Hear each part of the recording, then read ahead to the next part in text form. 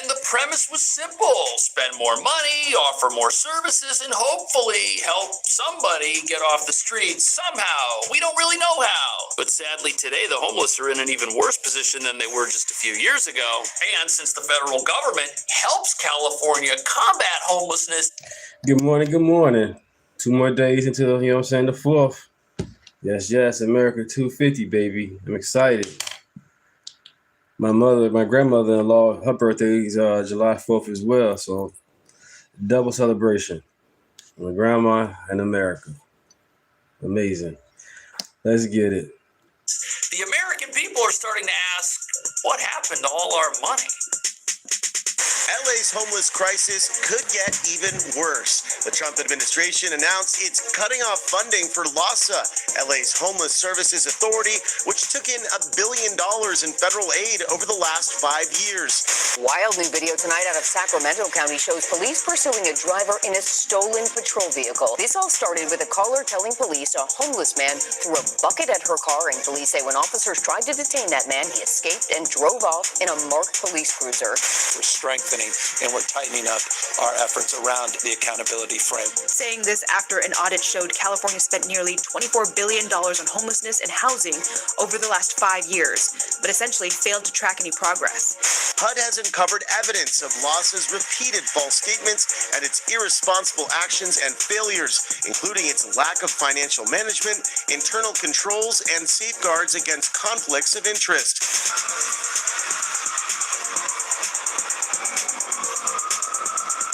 So the IRS is seizing money headed to some of these nonprofits that might be profiting themselves over the needy.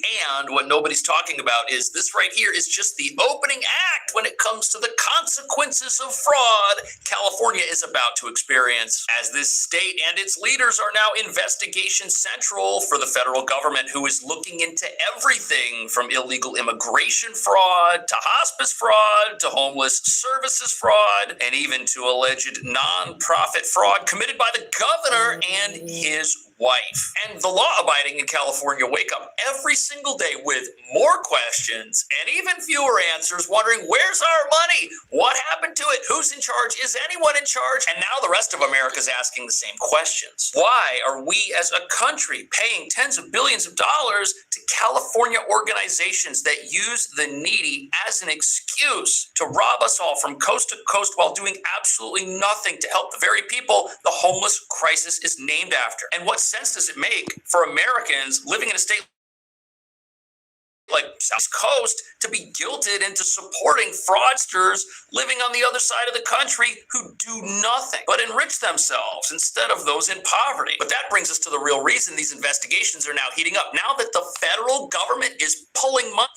Morning, chat. Good morning. Happy Thursday, everybody. 2 more days until good barbecue and celebrating America, Oh, yeah, I'm excited. Money out of Los Angeles. Local agencies that also spend government money, they're starting to do the same, because finally leadership is taking the helm, combating illegal activity. But you see, the fraud industrial complex is not happy about this, and they're not going down without a fight. Oh no, they're digging in their heels right now, saying that the 72,000 homeless living in Los Angeles need even more help because things are even worse, while failing to mention that the unaffordability in California is totally self-inflicted due to a lack of housing, super high taxes, which is destroying what's left of California's middle class. Meanwhile, if you live in a tent and are on the streets of one of these cities, nobody's coming to help you, even though that's what everyone in our country wants to see happen and is paying for right now. Investigation is underway. According to a 13-page letter first obtained by Fox News, LAHSA has received nearly $1 billion from HUD in taxpayer money since 2021. Wow. The letter goes on to quickly point out that Los Angeles County has withdrawn funding for the agency. The city of LA is considering doing the same. According to the letter, turning over billions of dollars from American taxpayers to an organization under investigation and suspected of gross misuse of federal funding and obvious fraud does nothing to reduce homelessness. Indeed, diverting dollars from worthy programs to LAHSA merely makes the homeless crisis worse. Right. Now, homelessness is a real problem in LA. It does. make the homeless crisis worse. If you're going to take good money and throw it after a bad cause that does nothing and give it to an organization that's under investigation and has allegedly been lying and misrepresenting every single thing that they do, how are you helping people who actually need that money and now can't get it? If anything, there is now less money around for those who are in need and are accessing organizations that are run by folks that are actually trying to help people and are not scamming our entire country and the people who need help the most. Parts of California became a central focal point for Republican mayoral candidate Spencer Pratt's campaign, though he ultimately was defeated at the polls. Steve Hilton, the Republican candidate for governor, also Illinois, focusing on that crisis across the state. York. By the numbers, $953 million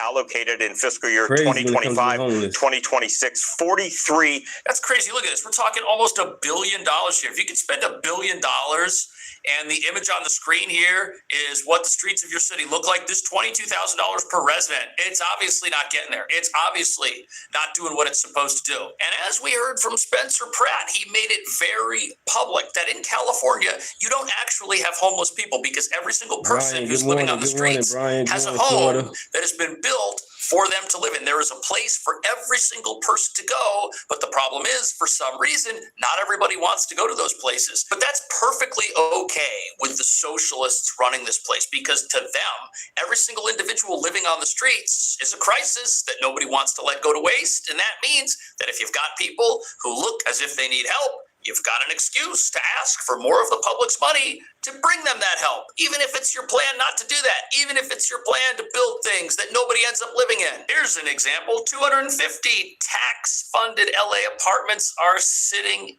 empty. Why is that? There are thousands, tens of thousands of homeless in California. How come 250 people can't get a place to live that people have already paid for? You see, nobody funding these things cares if anyone lives in them. In fact, that's actually bad, because now there would be 250 less people off the streets who could be a visual example for why more of the public's money needs to be taken away and given to some of these non. Good morning, you guys. Good morning. Good morning.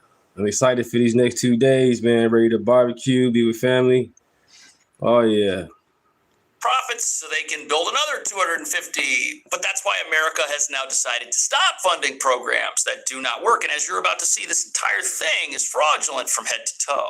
LA's homeless crisis could get even worse. The Trump administration announced it's cutting off funding for LAHSA, LA's Homeless Services Authority, which took in $1 billion in federal aid over the last 5 years. A spokesperson for the Department of Housing and Urban Development says HUD has uncovered evidence of LAHSA's repeated false statements and its irresponsible actions and failures, including its lack of financial management, internal controls, and safeguards against conflicts of interest. So why would you give money to a group of people that are repeated liars, are incredibly irresponsible, fail to accomplish anything, have zero financial management, zero internal controls, and do absolutely nothing to combat the idea of a conflict of interest creeping into America's piggy bank? How can you spend money on that?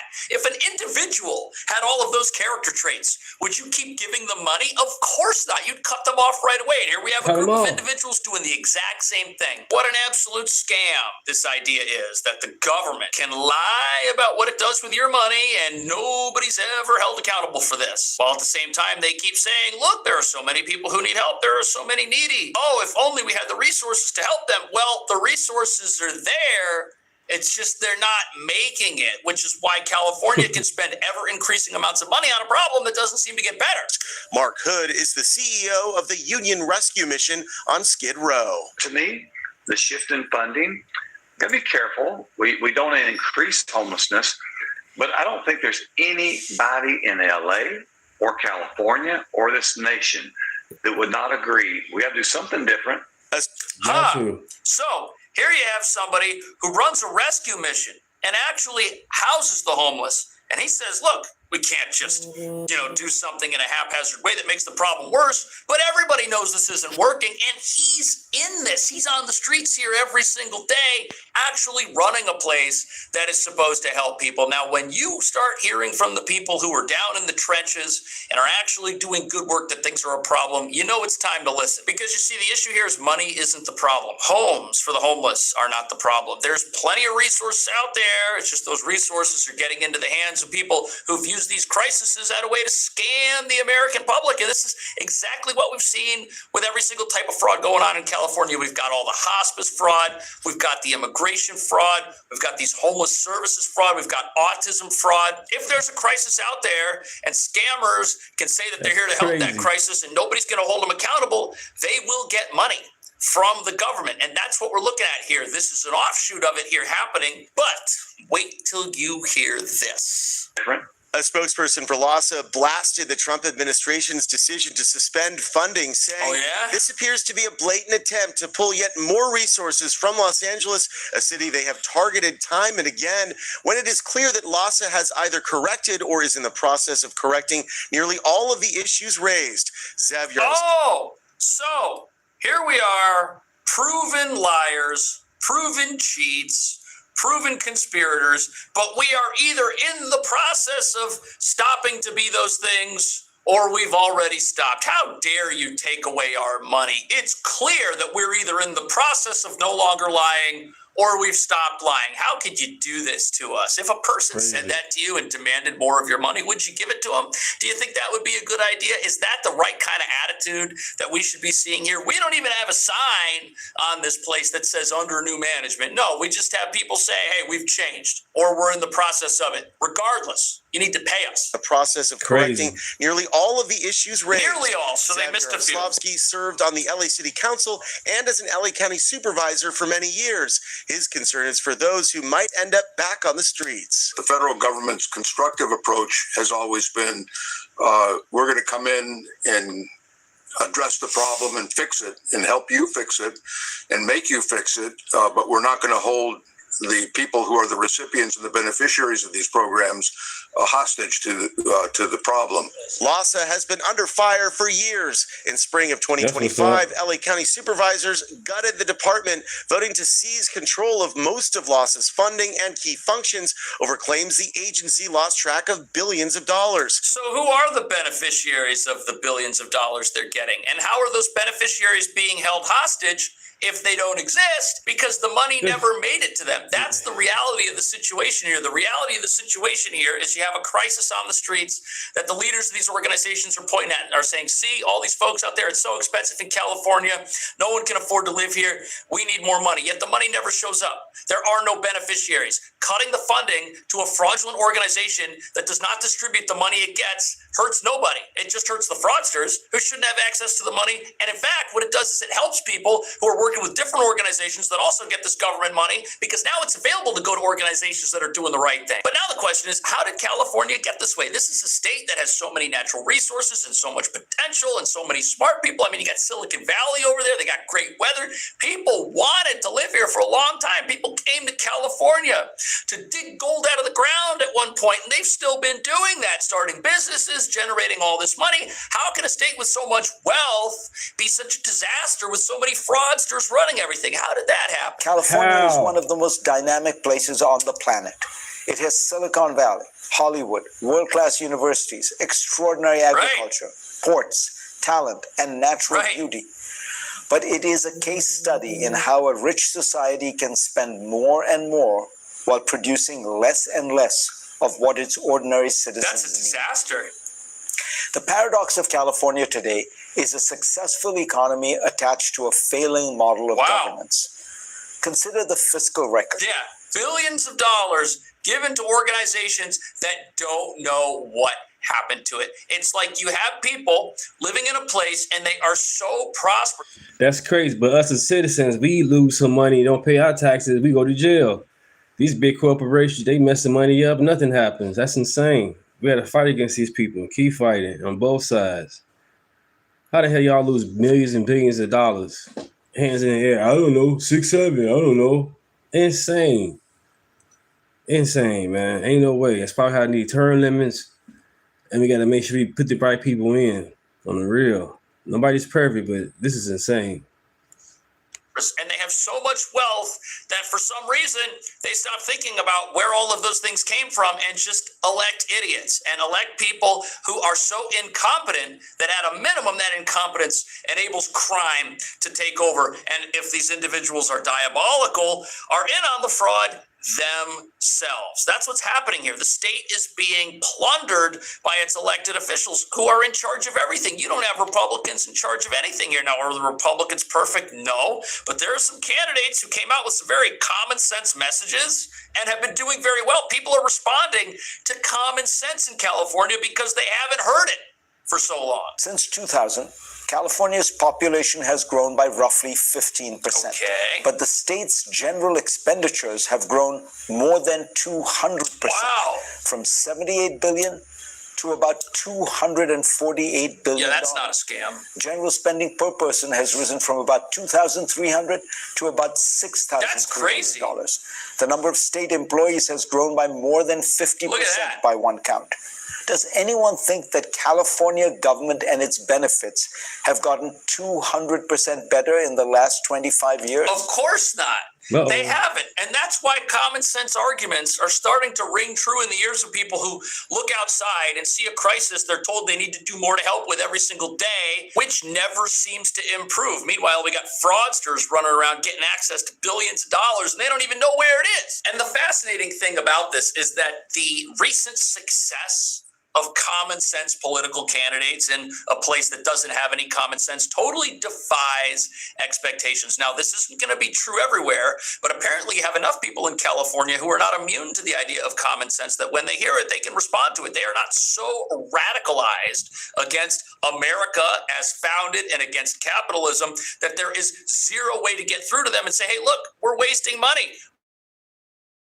It actually helps people on the streets and lowers the cost of living for people here, which doesn't require endless amounts of your money that shows zero results. Housing is the central failure. California has long spoken the language of compassion while building a system of exclusion. Alicia Finley writes in the Wall Street Journal that from 2021 to 2024, the LA metro area with nearly 13 million people issued only 118,000 building permits for new homes. Atlanta, with about half that population. This is stupid. 118,000 building permits for new homes when population's growing much faster than that. And when you've already got a massive housing crisis, this is just stupid. If you've got a problem with how much homes in your area cost, building more of them will lower the price of those homes. But nobody wants to do that for some reason. And that proves that the problems we have here in California are entirely self-inflicted. But there's another aspect to this that people aren't talking about. The price of homes has nothing to do with whether or not the homeless have a place to live. Now, of course, average people are made to think that expensive homes result in more homelessness and more encampments on the streets. But as you're about to see, that's a fraudulent connection. 63,000. With about half that population, issued 163,000. California has made it too hard, slow, and expensive to build. The result is predictable. Home prices soar, rents rise, workers commute farther, homelessness grows, young people leave. Okay. But here's the problem with that idea. Because we're spending billions of dollars on homelessness. So we might have expensive homes, but we also have an expensive crisis here that keeps getting lots of money. We've got hundreds of thousands of people who need a place to live in California. Yes, we've got tens of thousands of people who live on the streets and are declared permanently homeless, and we're building all of these places for them to live, and those places are sitting empty. The price of homes is a middle-class problem. That's a problem for people who want to buy homes. The price of a home isn't a problem for somebody. The sad thing about it is some of these people that's homeless, they want to stay homeless. They want to stay on the drugs. They want to do better. And that's crazy, but all we can do is pray for them that they can do better. Can't force somebody that don't want to get help. Can't force it. All I can do is pray for them and put it out there for them. Well, these people don't want to live in a hotel or a nice house. They want to stay in the streets. Lawlessness, no rules. And that's messed up. who lives on the streets and has the government construct homes for them to live in and refuses to live in those homes. That's a totally different problem right there. That has nothing to do with the cost of a house that you or I might want to buy in a place like California. But this idea that if you can't afford a home, nobody else can either makes sense in the minds of people who look at someone living on the streets and feel bad for that person. And that's how these fraudsters are getting away with stealing from America. They allow a crisis to persist, and then they guilt the law-abiding and the well-meaning into paying endless amounts of their own money, driving up unaffordability for them so that these scammers can just get access to this money and do absolutely nothing with it. That's why nobody on the streets of California is getting help. That's why nobody on the streets of California sees any of the money. The rest of America, including the federal government, State is warning all foreign parents not to use their tourist visas for the purpose of giving birth in the United States. The department says it does not permit it since it is an abuse of the U.S. immigration system. ABC 7's Heriberto Perez has been following the story and joins us live in studio with what this means moving forward. Good afternoon, Paul Marcel. A spokesperson with the State Department told me today this is not a new policy and that U.S. consular officers will deny tourist visa applications if they believe the primary purpose of travel is to give birth in the United States to obtain U.S. citizenship for the child. And guys, this is the warning the Department of State issued last week, which says U.S. consular officers are stopping foreign visitors from abusing the U.S. immigration system through birth tourism, making those foreign travelers planning on giving birth in the U.S. to be ineligible for future visas or travel to the United States. The spokesperson also said under Secretary Rubio, the department's public messaging has shifted to focus on enforcement of existing immigration policies. ABC7 spoke with several UTEP students to hear their thoughts on these announcements recently issued. I don't think it's a bad thing, because if we want more people in our country, more babies to be taught, more workers that we need, we shouldn't reject it, because these people are coming over here for a better life, right? They came here. Boy. So we got to continue our coverage of the fallout that has happened as a result of the very, very, very, very, very disappointing Supreme Court decision on birthright citizenship, thanks to the three liberals and John Roberts plus Amy Coney Barrett, okay, who basically have ruled that it is totally fine, it's totally okay for some pregnant woman who has no allegiance to this country whatsoever, no connection to this country, to come into the country, to cross the border, have a kid, and then go back to the country that they actually have allegiance to, and their child is now an American citizen, right? Has all the rights and privileges of being an American citizen, can get access to welfare, passport, social safety nets. That is what the Supreme Court has decided. It is completely and totally ridiculous. I'm still disappointed about what happened. I'm not sure if I'll ever get over it, right? That is how much of an issue this is, okay, for me personally. And I want to talk about it because, again, the mainstream liberal media, they are boohoo, whining, crying, and freaking out over the fact that the administration is now talking about ways to crack down on pregnant women who are obviously trying to enter the U.S. with the soul. Right. I'm glad they're doing that. They trying to find a loophole to get to America and not assimilate, just have their baby here and then just leave. That's not how that works. So, yeah, find a loophole how the Supreme Court did what they did, found a loophole in that. And I'm glad they're doing that. It's a loophole in every goddamn thing. There's no way these people just come here all of a sudden have a baby and now they're a citizen. No, that's not how that works, man. We can't go other countries doing it. They can't do it here. Period. We can't go over to Iran and be a Christian. They'll kick us up out of there, throw me off a roof, cut your head off. But they want to come over here in America and do all this mass praying and all that. Not cool. Yeah, pray, do your thing, but be respectful for it. Don't try to come here and try to show dominance. No, this is a Christian capital nation. I'm loving it. Intent of having a child in the U.S. so that their child can be a U.S. citizen. Okay, this is called birth tourism. Okay, they're committing fraud against our system. Okay, they are taking advantage of a loophole that shouldn't be there. Okay, and Clarence Thomas wrote 91 pages, right? A whole dissent. Okay, that I think is one of the greatest dissents that I've ever read about why this is not what the 14th Amendment actually is for, right? So with that being said, again, we got to talk about it because there are concrete examples of this happening. But of course, the mainstream liberal media is dismissing this as some type of fake right-wing outrage. So without further ado, I want to play a couple clips that really show you how big of a problem this has become. And these are older clips that have been around for a while. But again, it really shows you that this is a big issue in this country.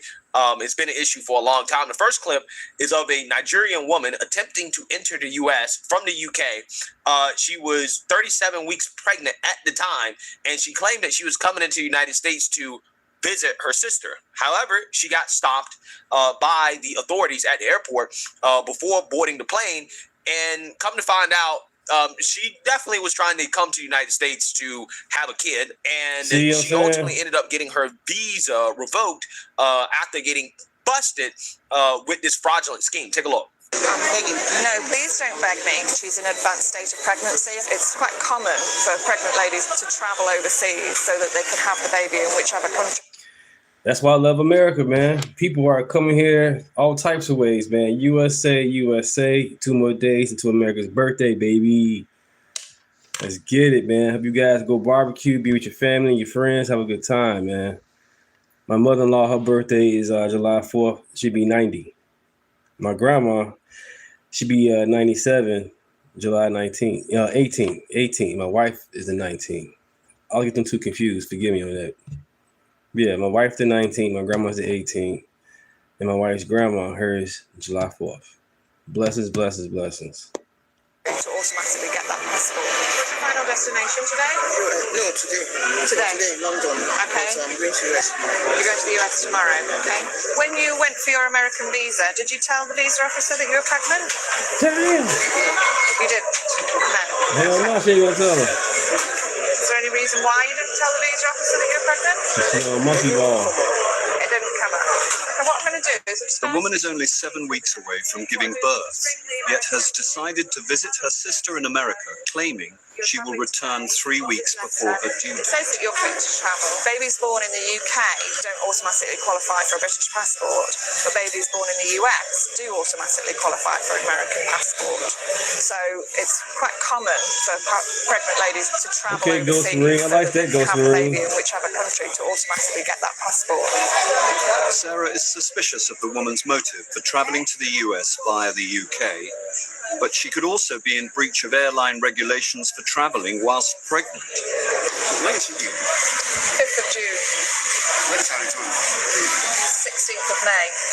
So she's got 3 weeks between her return date and her due date, which makes her 37 weeks pregnant, which is over every airline's limit. The woman is in breach of the airline's policy, but as she has a valid US visa, Sarah must now contact the US Embassy. Hi, it's Sarah. I'm at the airport at the moment. I just wondered if you could give a call to the American Embassy so that they can check an American visa for me. She's at the airport today, and she's in advanced state of pregnancy. So if you can just give them a call and find out if they're happy with that, and if so, then we can let her travel. It's minutes before the flight leaves, but whether or not the pregnant woman will be on board is up to the US Embassy. Right, okay. All right, I'll do that then. Okay, thanks very much. All right, thank you, bye-bye. Okay, that was the American Embassy, and they want to speak to her today. The flight will be leaving without the pregnant woman. Now Sarah must tell her the news. So what I've done is I've contacted the visa man and explained your situation. What he'd like to do is, can you go back to the embassy here in Lagos, show him all this paperwork, and he'll want to speak to you. I'm sorry, I know it's frustrating, but if you can go back to him, because Madam, I'm begging. no, please don't beg me. Please don't beg me. No, Madam, please don't beg me. The pregnant woman did not make it to the USA. When she failed to turn up at the American Embassy, her visa was cancelled. Amazing. Absolutely amazing. Many such cases, right? This woman clearly got busted, right? And you know that she got busted because she didn't turn up to the U.S. Embassy. All they said, hey, come to the embassy and we're going to talk about it. We're going to see what your situation is. And she was like, nah, I'm good. Well, why didn't she turn up? Well, it was because she was trying to get on the plane to go to the U.S. in order to have a kid, right? It was obvious, right? It was very, very, very obvious what she was trying to do. Damn. Because had she really been going to visit her sister and she really needed to go, right?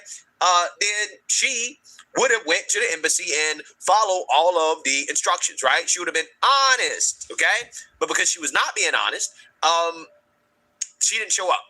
And because of that, she had her visa canceled, okay? So yes, there are many such cases of this. Also, I want to play another clip that demonstrates the fraud and abuse of our system. You have Chinese nationals who buy surrogates, right? They're buying surrogate mothers here in the United States in order to have a kid that's technically born in the United States of America. Wow, chat. I did not know that is going on, man. There's so much stuff going on we do not know about, man. I'm glad you guys are here with me to hear this shit, 'cause this is crazy what these people are doing. I know it's not my baby. The child growing inside Audra Anderson will be going to parents in China. Who are the future parents of this child you're carrying right now? A Chinese gay couple. And they are... So you're gay and you want to have a baby, but so you can't have a baby because you're gay, because you're the same sex, obviously. You want to have some... Oh, wow. Amazing, man. Have the babies, man, but have the babies the right way, man. What is going on? Wow. Are the most wonderful people that I know. Wow. They are loving and caring. And if I didn't think that, I wouldn't have given them two wonderful children. We were sending... Anderson's surrogate pregnancy is not unusual. A growing... How about not be gay and have sex with the opposite sex and you have your own kids?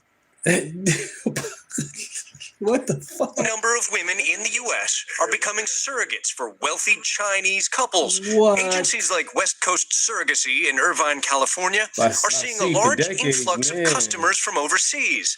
In fact, 40% of their clients are from China. For one, their child will be a U.S. citizen.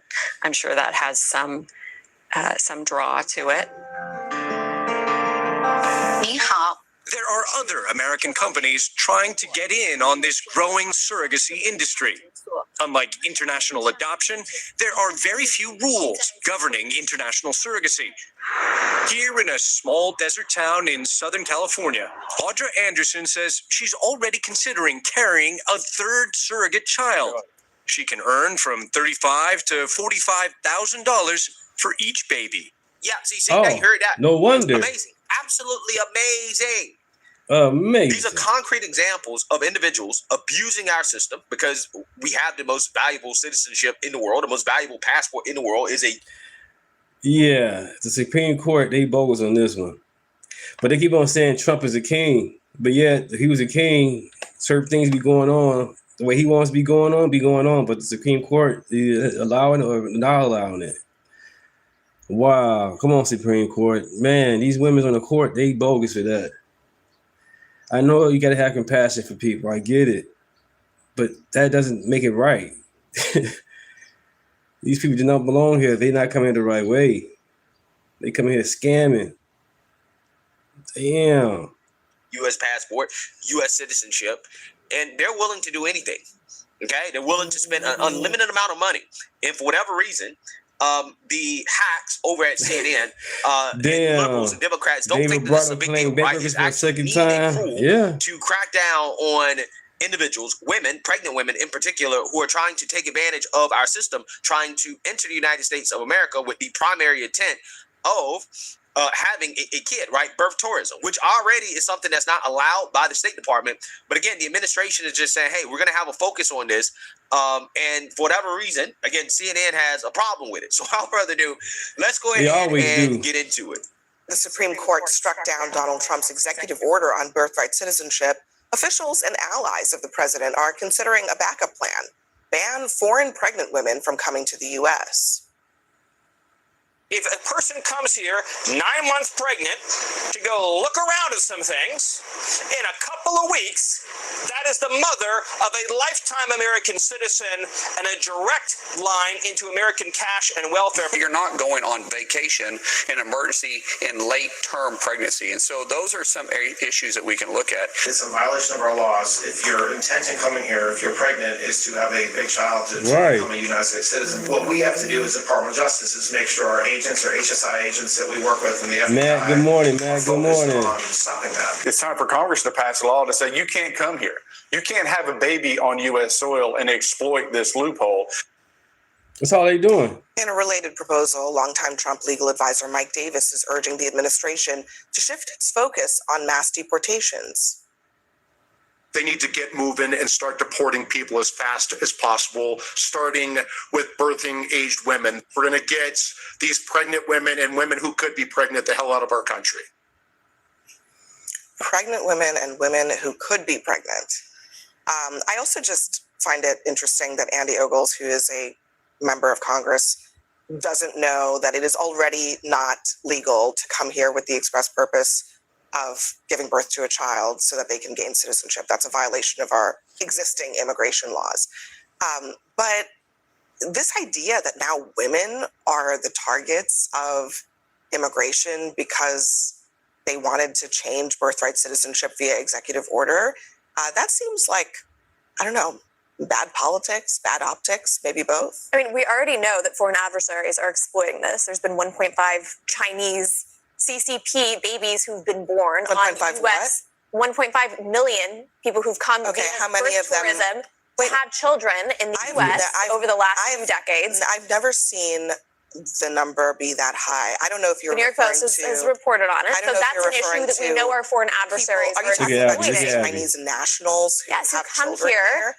You realize that not all of them are here to give birth via birth tourism. Okay, we can argue about the numbers. No, that is a number that's been reported. I'm arguing about the numbers. Can I finish? No, I'd like to finish. I'd like to finish this, though. I'm arguing about... Yeah, when they allowed the gays to get married, they changed everything. They got married. Now they want to have kids. Now they want the kids to be them. They want to cut the kids' body parts off. These people are a cult, and they're insane, man. That's messed up. Leave the kids alone, man. And that's insane, y'all. Marriage is between man and woman, period. And you just heard this lady said that she's having a baby for a gay couple because they can't have a baby because they're gay. So what the fuck? So that means you're not supposed to... You know what? I'm going to just continue. Hold on, Lydia. I'm arguing about the numbers because the numbers matter. Yes, of course. This is a country of hundreds of millions of people, and if you are talking about a number of people that is in the tens of thousands, that where there are already laws that address this issue, that should be part of the conversation because it's misleading. Because hold on, that are advertised all over the world. I understand that. Back in the day and early in my career, 2015 there was a huge birth tourism crackdown. I covered that. This has been going on for a long time. But what is the scale? What is the true scale, Lydia? I'm telling you. If we are being truthful, the true scale is not 1.9 million. 1.5 over the last few decades. Million Chinese people coming only for the purpose of birth tourism. We already know that this is something that our foreign adversaries are using to exploit us. We already know that 61% of people who come and have a child here are on social welfare services. Just watching it, okay. We already know that people are using it for social welfare services. So why would we want more of that? How many people why would we want are you more talking of that? about, Lydia? I already mentioned the 1.5. You're saying that all of the 1.5 million people of those Chinese children can vote here. Do heritage really want people are coming for the sole purpose of utilizing our social services? Whose parents are CCP citizens who grow up in China to come here and vote. There are plenty of birthright people who have parents of foreign citizenship who are American citizens and do, in fact, have the right to vote. They might be from China, they might be from Russia, they might be from England, they might be from anywhere in the world. I don't think that we should... That is not illegal. I think it makes sense to have crack down on parents from birthright another tourism. country. I don't understand why it would be controversial to crack down on birthright tourism. It's actually, that's my point. It's not controversial. Great. So then what are we arguing about? Can we see that's something we... Well, they're arguing just to argue. Let's be real. That's what Abby Phillip is doing right now, right? And I think this is a great example of her. Just again, she's trying to argue something that even she knows is not really controversial. Like it's not controversial to crack down on birth tourism, right? She knows that. But again, she's just trying to argue, and she's like, well, I want to argue the numbers. The numbers are not really relevant because even if it happens one time, that's a big deal, right? Again, we're talking about citizenship. And I hate when liberals do this. I hate when they say, well, we know it's a problem, but see, we don't think it's that big of a deal, right? They do the same thing when it comes to voter fraud, right? The argument is always when they're not lying about the fact that voter fraud actually does occur, right? When they actually admit that voter fraud occurs, it's like, oh, well, see, it's not that prevalent. It doesn't happen that often, so it's not really a big issue. But it's like, well, if there's one fraudulent vote, that is a vote being taken away from an actual American citizen, right? That's a big deal. So it doesn't matter if it's 1, 100, 1,000, 1,000,000. It doesn't matter. We're talking about votes. Right? Same thing when you talk about citizenship. It doesn't matter if it's 1, 10,000, 100,000, 1,000,000 people who come over here for birth tourism. We're talking about citizenship, right? We're talking about getting access to our social safety net. Abby's trash, okay? Man. She's not a good moderator at all, man. She just picked one side. You know what I'm saying? Somebody conservative talking shit, cut them off. She'll fact check them and everything right in and there. A liberal Democrat get on there, they just talk and say anything they want. She don't cut them off at all. Unless it's time for commercial. Abby is bogus, man. I don't understand how these shows survive with these people on there. But it's obvious. You get brain dead people out here. Keep voting for this dumb shit. Keep on saying America is bad, but don't want to leave America. Insane. Getting access to the system that we all pay into. And you're trying to tell me these people are as American as everybody else, even though their parents come over here with the primary purpose of giving birth, and then they go back to their foreign countries, their home countries that they actually have allegiance to, and they raise their child in that country, and then all of a sudden that child can come into the United States and... Right, Chuck Schumer was the main one back in the day, was saying that illegals need to have IDs, you need to have your paperwork up to date and all that. Chuck Schumer said all that. And all of a sudden, the older he went slow. He went from being all about America to now all about the immigrants. Just to go against Trump. Insane. Potentially be some type of spy, be working on behalf of a foreign government.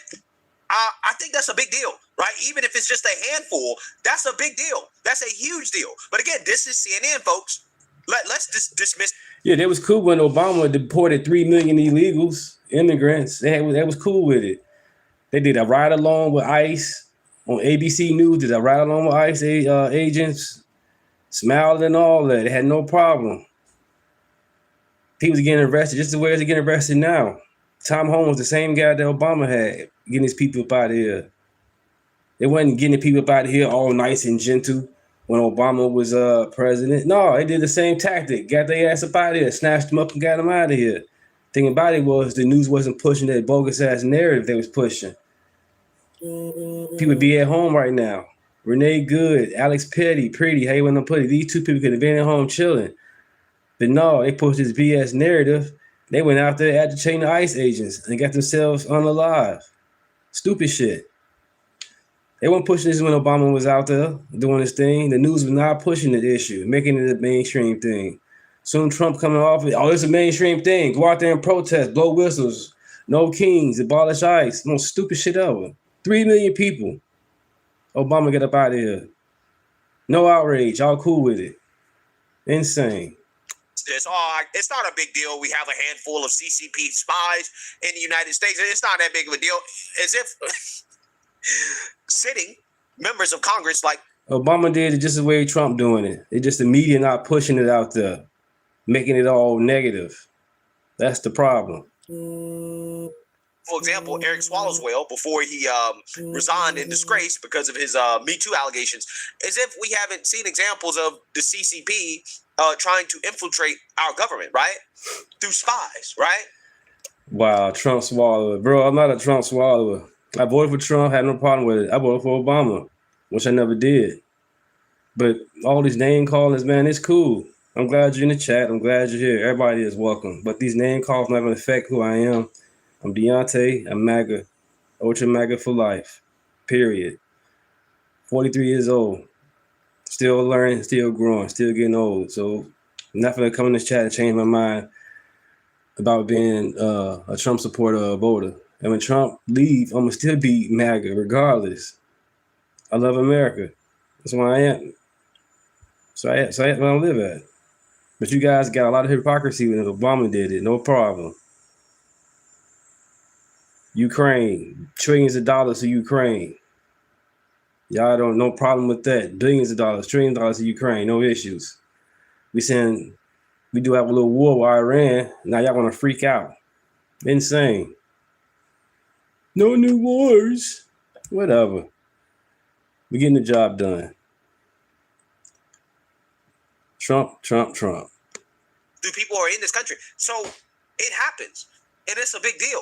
Again, whether it's a million, whether it's one, it's a big deal. And it's something that the government should crack down on, and it should be controversial to crack down on this. Now, the practical reality of it in regards to, screening pregnant women or, women who are of the age where they can get pregnant. Yeah, I mean, if you obviously look pregnant and you're about to give birth, those are the obvious cases, right? Where you should say, nah, you got to stay where you're at, right? You can't come into this country until you give birth, policies, right? though? But, What's it's a little bit more complicated for women who just got pregnant, who aren't showing, or who don't know that they're pregnant, right? It's a little bit more complicated. But again, that's why you have a maximum amount of time that you're allowed to stay on a visa, right? I believe it's 90 days for a tourist visa. So that's why you have that there in place, okay? But you also need to make sure, that they're not staying so long that they can't fly back to their country, okay, because they're pregnant. So again, it's complex. Don't come in the chat talking about some low IQ. That's Trump talking. You using Trump words? What is this? Omega? You using Trump words? Low IQ. You don't like Trump? Why are you using it? Why are you using his words? Obama did it proper. No, the media hid it. The media exposed it. That's the problem. But I don't see a problem with the administration having a renewed focus on this. Again, considering how so many people are taking advantage of it. And again, even if just one person's taking advantage of it, it's still a big deal. It's still something that we should name calling, no argument, no facts. Again, U.S. citizenship they all should in mean their something, feelings. right? I think it's become very clear it's cool, that liberals feelings. don't value American citizenship. They don't. I mean, should it be a surprise? They're not proud to be American. So clearly, they don't really value American citizenship. They believe that it should just be given out like, cookies, right? Let's just give out American citizenship to everybody, right? You're a citizen. If you listen to... Why do y'all liberals and Democrats come into the conservative chat and talk stupid? I'm not going to take my time to go into a Democrat chat and spear Trump is great and this and this and that in Democrat chat room. It makes no sense. So why would y'all come to a conservative chat and say stupid shit? As if we don't know we can do our own research.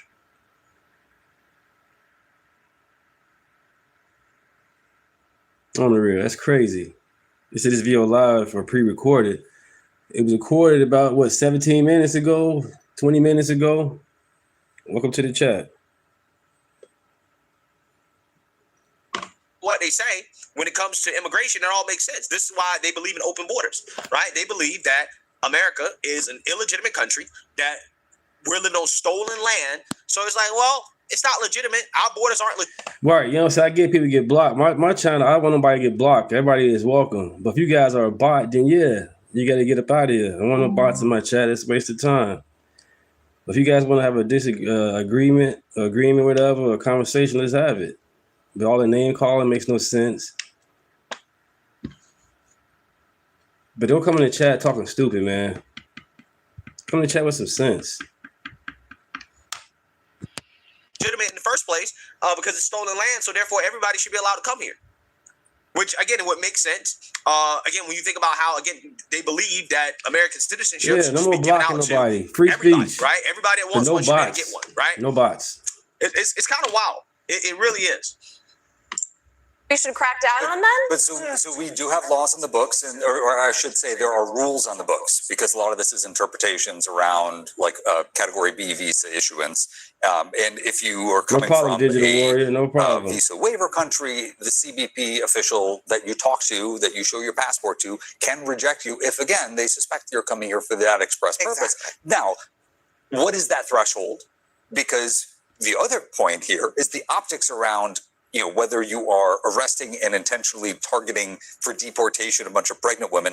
Those optics are not good. Or if you're a CBP officer at an airport and all of a sudden it's like, pregnant woman on my line, get out. Like, you are just creating a lot of challenges. If you're Mike Davis, I don't give a damn about the optics, right? And I'm sick of Republicans caring about the optics of enforcing the law, right? Again, it's wild to me. Who cares? Who cares about the optics? We have laws, right? We have sovereignty as a country, okay? Right. This channel is about facts over feelings, common sense, you know what I'm saying? And two genders. If you're not a Trump supporter, it's cool. That's the thing about this chat. You don't gotta be a Trump supporter to be in my chat. That's not what it's about. It's about growing and understanding each other in unity. And then at the same time, you know what I'm saying, respecting history and learn from it. And don't become a victim of the past. You know what I'm saying? That's the problem. People want to be a victim of the past. For what? It's gonna get you nowhere. Insane. Being an American citizen should mean something. It shouldn't be something that we just give out to people or we allow people to take advantage of the system. We shouldn't do that. I don't care about the optics anymore. And I'm sick and tired of hearing, oh, well, it looks bad politically. I don't care. If you are 3 weeks away from giving birth, you shouldn't be allowed in the country, right?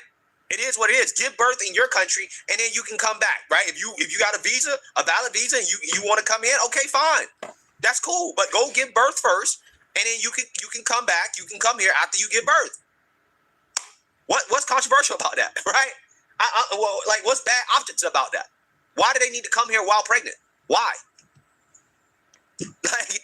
Like the people, like Trump himself, and the people that's in Trump's administration now, they was Democrats, and they got flipped over to the Republican conservative side. The Democrat Party is the same party of corruption, slavery, and lies and control.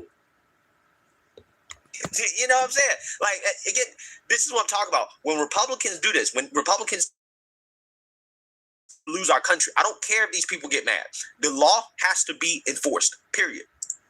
That was the last voice you heard in the intro. And he says, women of childbearing age. So if you're under 40 and you're on a visa waiver from the UK, they're basically going to say, oh, sorry, you're a woman under 40, can't enter the country. But he's not in the administration. Okay, Mike Davis has a lot of influence inside the administration. He's not making any rules, right? He's not, enforcing any laws or anything like that. So what he says doesn't really matter. Ultimately, at the end of the day, again, the focus here is on women who are obviously trying to abuse the system, right? They're not going. This is my thing when it comes to the both parties. Democrat wants you to stay poor and rely on them as the government. The Republican wants you to get out there and get your own fucking money and move the fuck on. That's how I see it as a Republican, as a MAGA. Get your ass up and get this money. Make a name for yourself, a foundation. It's not that hard. Democrat Party wants you to stay on the plantation. They don't want you to elevate at all. They want to control you. That's sad. And people want that. Yes, government, I want some more government. Yeah, give me more government. That's crazy. And you wonder why things ain't going a certain way. You keep voting for control. You keep voting Democrat parties in control. And they want to stay in control and to control you. And that's stupid. Nobody should be controlling you. We all free. No piece of paper should tell you that you're free. Be free because of God. On the real. Let's continue. To essentially screen every woman of childbearing age and say, oh, you can't come into the United States of America because you're under 40. That's not what they're going to do. Obviously, that's not what's going to happen, right? But again, this is CNN, right? Where they pretend as if, this is what we're going to be doing when that's not what we're going to be doing. Ultimately, it's just saying, hey, we want to focus on people abusing the system who are obviously doing it. And that is where the focus should be, right?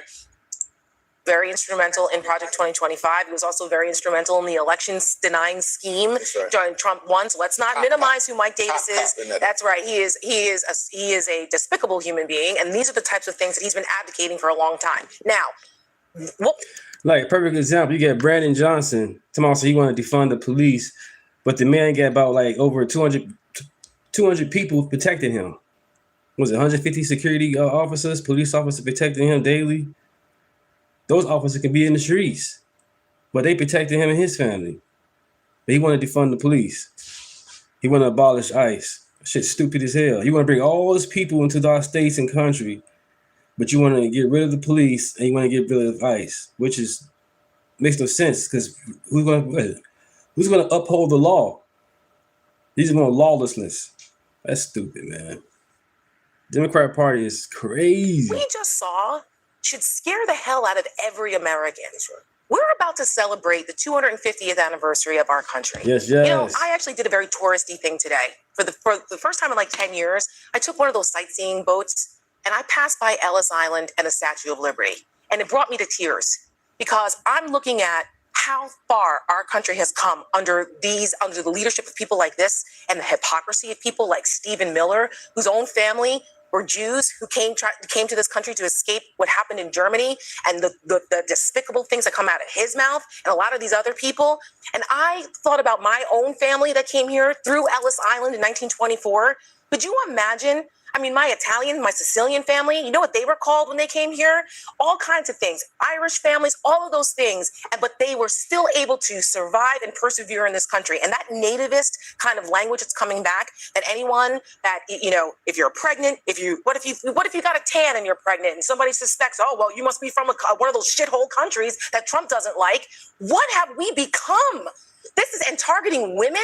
The misogyny here is on full display. It's bigger than just trying to make up something about, you know, some red herring again about CCP Chinese agents. That's not a red herring. That's a legitimate concern. It's a concern about this big. That's not what they're talking about. Why can't we? If that's such a concern, sweetheart, how come none of them said anything about CCP agents? They targeted women and minorities. 25 years ago, caused a really big issue. Let me just make a note that. Wow, this is the Cartoon News Network, guys. Right? It's a joke, right? An absolute joke. Nothing but emotion. Because again, liberals clearly don't value American citizenship. They believe that it should just be handed out to everybody. Okay, everybody should just be a citizen. It doesn't really mean anything. They're trying to dilute, okay, what it means to be an American citizen. All of it really is a part of the Marxist agenda when you think about it. It all comes back to Marxism. And this is why I've been talking about Marxism so much, because when you actually understand the core underlying ideology of these individuals, all of this makes sense, right? It all makes sense, okay? So, yeah, let me know what you guys think. Make sure you like, comment, and subscribe. Most importantly, share a Black conservative perspective. Peace.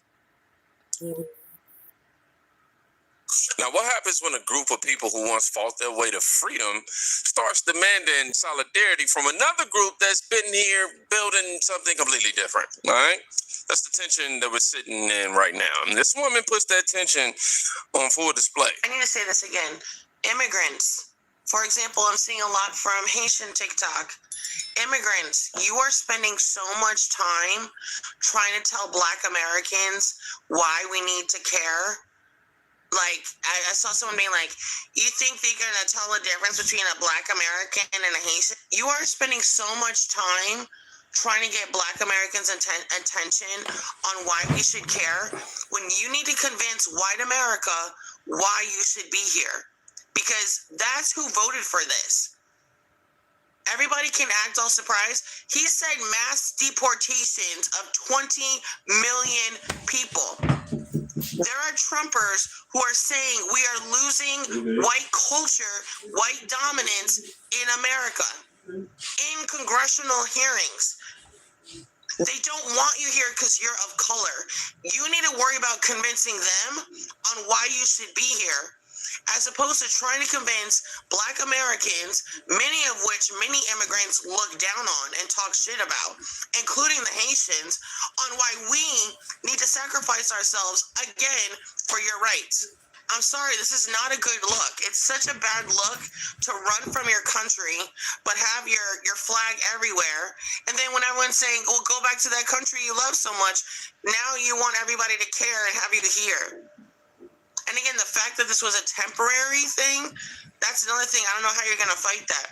But that's my bit of wisdom for all the immigrants of all nationalities.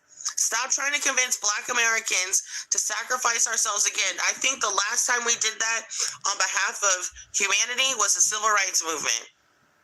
Everybody else got to step their game up for their own group. But stop trying to get us to be the blood, sweat, and tears for your rights and try and figure out how to convince white America why you should be here. They don't want you here. I'm Black American. They forced my family here and don't like us here. Why do you think you guys coming in droves in the last 50 years they're going to be excited about? Welcome to America. This was a lot. I'm going to just say that. This was a lot. A lot of different points, but I'm going to talk about a few. One, she basically said that Black people weren't responsible in no sort of way in helping the current administration, Donald Trump, win 2024, and basically saying white folks are the only ones supporting immigration and Haitians with TPS. That logic falls apart pretty quick, though, because Black voters, especially Black men, showed up in record numbers supporting the exact policies that are now enforcing immigration law. For one was that one of those Black men. So, this isn't some outside group forcing a position, on Black communities. A growing number of Black Americans made their own decision that secure borders and controlled immigration matters more than racial solidarity. I can't even talk. Solidarity on every issue. The idea that only one race wants enforcement is both outdated and just inaccurate. Now, the question she's raising actually gets answered from every angle. I've been seeing a lot of you Haitians post something like this in my chat. Tell you of our country. You tell them. You tell them to get out of the country. Right. This is what we're saying. This is what we're saying. 1804. Fight to live another day. You make them get out of your country. Make the U.S., make our government get out of your country. Why are you talking about? You tell your government. I'm not telling my government shit. Okay? I'm not telling my government shit about immigration. Okay? Me and my government have way other things to be motherfucking worried about than y'all. Okay? But you tell them to get out your country. You tell the rebels to get out your country. You tell them to do it. This is what we saying about y'all. Y'all stay crying. Bruh, you tell them motherfuckers to do that. I'm not saying shit, because guess where I'm at? I'm at home in the bed. Oh, okay. Talk about tell your government to get out of our country.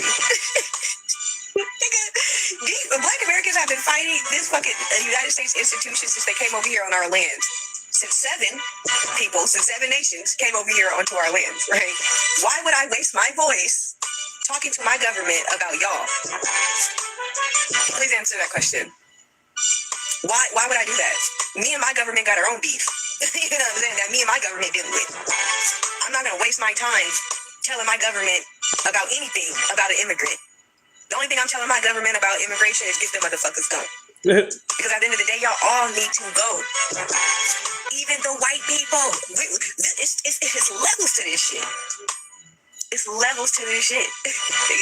You think you want to stay here with white people? No, we want them going too. It's just levels to this shit. It's strategic. See, y'all don't know nothing about that because y'all don't know how to fight. 1804, y'all did know how to fight. But y'all know how to fight since then. You know what I'm saying? Like, it's levels to this shit, big dog. All y'all getting out of here. All y'all getting off the land because it's land motherfucking back. Again, a lot of different points here, but here's the part that make the first clip hit different. This woman is pointing out that Haiti became the first independent Black republic in the Western Hemisphere back in 1804 after a successful slave revolt against France. They fought. If the Democrat love Black Americans, why do they hate the only Black man in the Supreme Court? Right, it's a good question now. Why? Y'all probably pro-Black. He's Black. They don't like Brian Donalds. He might be governor in Florida. And That's insane, man. But they call us sellouts. Uncle Toms. Insane. And want their freedom. The question being asked is simple but heavy. If that same spirit existed then, why hasn't it produced a stable, functioning country in over 200 years? The problems in Haiti right now, gang control, political collapse, people risking death to leave, didn't come from nowhere. They came from choices made after the revolution. Now, there's obviously points that I disagree with. While some push for solidarity, no matter... Yeah, black Democrats are a code. Yeah, you vote for the same way for 60 to 80 years. Yeah, that's a code. That's insane. You vote the same way for 60 years and expect something to be different. All because you don't like this. That's crazy, man. That's crazy. The cause. Others are defending the policy,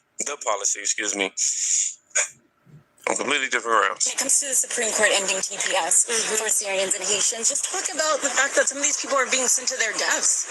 I mean, it's horrifying. We know this for a fact, that TPS is granted in some of the most extreme cases where people are under the most humanitarian threat. And the reason that people go through a very rigorous process in applying for TPS, and just to be approved for TPS and to have that status in the first place is comfort danger. 310. If this channel is trash, you can leave. If not, you can stay, man. Watch the videos with us and enjoy the chat. Don't come on the channel saying it's trash. What makes it trash? You don't like what you see and hear? Go somewhere else. That's all you got to do. Put the phone down. Get the Bible and read it then. What's wrong with you guys? Y'all are too grown to come on these chats and say the most stupid stuff. Put the phone down. Get the Bible, man. If my chat is not good for you, why are you on my chat? Best for you to go home. And so to sentence so many people to extremely life-threatening conditions for no reason. Black guy 9. I know he's a child. Such gifts to American society. These communities are tremendous assets. In New York City alone, I can tell you how much of an enormous asset that the Syrian community has been. Yeah, Bible. You need to come on, Bible. Put the phone down, man. They contribute so much to our genius, to our culture, to our economy, to our communities. And it's a loss for the United States. It's a loss for us. And, my hope is that we will be able to do everything we can in these very difficult circumstances. Thank you so much, Congresswoman. AOC calls Haitians who've been here on TPS since 2010 gifts and tremendous assets. You sound stupid. She says man. Removing them would be horrifying given their contributions. What she leaves out is the data showing over half of Haitian immigrant households using at least one major welfare program. Now, I'm just saying, when someone insists a group is a net positive, while the numbers show the complete opposite, how you been, Smith? They're not arguing with facts anymore. That's not what's happening. They're just literally trying to protect the narrative. And that narrative requires the rest of us to pretend like we don't see the cost. But obviously, this debate doesn't stop at welfare numbers. It runs straight into the legal mechanism that makes these situations permanent. What's essentially happened now is that anybody from China can come over here, have a baby, and that baby will be an American no matter what. They can leave the day after the child is born, the minute after the child is born. And honestly, there was a real question. I, like many people, when I first saw this, the challenge to this was long before President Trump's executive order. It was written by a legal scholar and, saying this is not what the founders intended. I, too, thought, what do you mean? This is sort of how we all grew up, thinking that if you're born here, you're a citizen, and that's kind of the end of it. If you actually look at the history of that practice here in the United States, and then what happened after the 14th Amendment was passed, you see that's wrong. you find out that that's actually not the way the 14th Amendment was treated. We are growing, the way you guys. the founders understood this country would operate. And 2,159 subscribers. Thank you, guys. Plenty of basis to strike down birthright tourism based on the particular phrasing of the 14th Amendment. Right? You have to be born here and subject to the jurisdiction of the United States. Now, Megyn Kelly cut straight to what the Supreme Court just did by upholding broad birthright citizenship. The ruling essentially says that anyone who can get here and have a child gets to plant a permanent American citizen in the country, no matter their status. Thank you. Now we are 2,160. Thank you. We are growing. Thank you, guys. Or their, allegiance, none of that matters. It turns citizenship into something you can acquire by location instead of by inheritance, contribution or loyalty to the country's principles, at the very least. That's not how most nations in history define belonging. One justice pushed back hard on that expansion. I think if we don't stand up and take ownership of our country and take responsible for it, we are slowly letting others control how we think and what we think. I think the beauty of going to school is that you learn how to think for yourself. You develop the discipline to think things through. And if you think it's losing confidence, then you get up and you participate. You don't sit on the sidelines. No. You think that the state is being run inconsistent with how you feel, then you get up and you participate. You prepare yourself. If you think that the medical profession is not right, well, you become a doctor, a medical person, and you deal with that. I think we need to take ownership of our country. It's our country. I think if amen to that. Stand. Justice Thomas's dissent is worth sitting with, right? He argued that the 14th Amendment's citizenship clause was written specifically to secure citizenship for freed Black Americans after the Civil War. People who, were already here, already under the jurisdiction of the United States, and finally being recognized as full citizens. It wasn't written as an open invitation for anyone physically present on the soil to claim automatic membership. It's not how it worked, especially when their parents owe allegiance to another country. The original understanding was narrower than what the court just expanded. Now, for a lot of people watching this play out, the reaction goes far beyond legal arguments.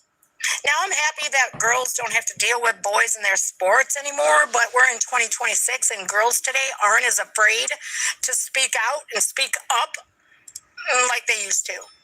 Now, the sovereignty of girls' sports is saved, but Justice Roberts and Amy Coney Barrett, no, the same can't be said for the sovereignty of our nation, because they think that birthright citizenship applies to everybody. And it's so crazy because now the adversarial countries who hate us the most, all they have to do is fly in their It's slavery going on right now overseas. The whole world was slave. When it came to Africa, the kings and the queens in Africa gave the slaves away at the shores. So the people that keep on saying we was kings and queens, no, you were slaves. Mommy and daddy were slaves. Our mommy and daddy was not kings. Yeah, there were kings in Africa. There's kings and queens in Africa, but for what I'm seeing is it was slaves. The white man didn't go to Africa and did not pick up the king and the queen of Africa and took them and made them slaves in America. That didn't happen. Kings and queens in Africa did not become slaves here in America. It was slaves from Africa became slaves here in America. What the heck? pregnant women, and boom, their child is there in the red carpet to The come whole into our world is country enslaved. and destroy us Enslaved. from within. It was money. It was a market. Amy Coney Barrett and Justice Roberts, if you're going to Lucrative. fuck us that hard, at least be like Diddy and give us the common courtesy Right, and give black us guy a little nine. bit of baby oil first. Sudan Just still saying. has slavery, right? Just yeah, man. I love this woman. Her reaction is just raw, man. I gotta check on her too. You know, she feels like something foundational just shifted, obviously, right? Now, whether you agree with the intensity or not, she's expressing what a lot of people are feeling, right? That citizenship is being treated like something that can be handed out without any real tie to the country's future or its founding agreements. When people watch the highest court experience something this far. What you mean about the party change 1,500, what, 100 and 150, 200 years? We know that already. We know that, minus me. We know that.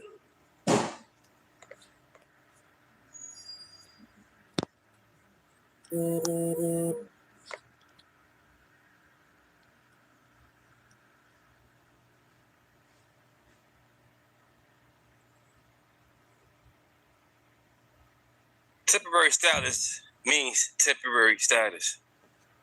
It means temporary. You're there for a brief moment of time. You can't just stay and make it your own. And that's the problem that's going on when these people come to America, come across the border. They're not coming here the right way. They're coming here, staying here over a decade, not getting their visas together, not following the rules, you know what I'm saying, of the Constitution, the law of the land. They're not assimilated. And that's not cool. And then you got these people getting voted into power. They get voted into power, don't care about America, wishing death to America, but yet they in power. Because they so mad at Trump, one man that we all voted for. They went that far left that they're going to put people into power. Socialism. You crazy as hell. This is a Christian capitalist country. And it works. That's why we had 250 years right now. Because it works. But you want people to come here, born from another country, and want to turn into their country. The same country they left, they don't like, they fleeing from. They want to have a little taste of that shit. That makes no sense at all, man. That's not cool. That's not how America works. Y'all supposed to come here and respect the Constitution. We can't go to their country and be praying, how they say it, bug up. They'll kick us out. You be beheaded. That's crazy. And none of these people that's fight for these other countries here in America never been overseas. They've been overseas, they respect America 100% more. I've been overseas several times. Yep. And I traveled throughout the states here in America. I seen the difference. I voted Democrat. Now I'm a conservative, I'm a Republican, MAGA, baby, ultra MAGA. I seen the situations out there. I seen the orphans. I was an orphan. I was a foster kid. I got a chance to, you know what I'm saying, get helped and raised by other people, different cultures. No problem, no excuse. Only person that hold me back, it would have been me. But I'm not holding myself back. No, I'm not. I work. I'm on YouTube. I have a lovely family. I have a nice house. I'm out here walking, get my MAGA hat on, no problem. I love America. And that's crazy how you got people from overseas coming here now with the World Cup. And they love America. They want to come back. They love how we got buffets. They can just eat with no problem. Now you got people here in America, goofies, want to take plates and plates from the buffet home. That's not how that works, man. Soon there ain't gonna be no more buffets. But you guys want to steal. Instead of sitting down there, get your plate full, get your plates full, eat and leave. Now you want to eat and overdo it. I understand you want to feed your kids enough. That's not how you do it, man. And y'all want to mess it up. And people in the, overseas love how we got buffets, abundance of food, with no problem. We got to do better as Americans, man. As men, we got to keep on leading. We are the head. The women's are the neck. What's going on, you guys? What's the woman have the woman? But for her to be the backbone of the Democratic Party based on votes and all that, that's crazy. That's sad. We got to get back to leading as men. But other than that, I just want to rave with you guys. I love America. 2 more days until the 4th of July. Let's get it. Like, share, and subscribe. America, you're a blessing.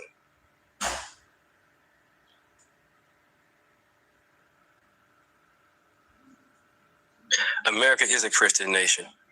I'm going to play 2 videos to show you and prove to you that America is a Christian nation and it's a great place to be, period. Name's Deunta. Thanks for stopping by. Like, share, and subscribe. For listeners, this is going to blow your mind.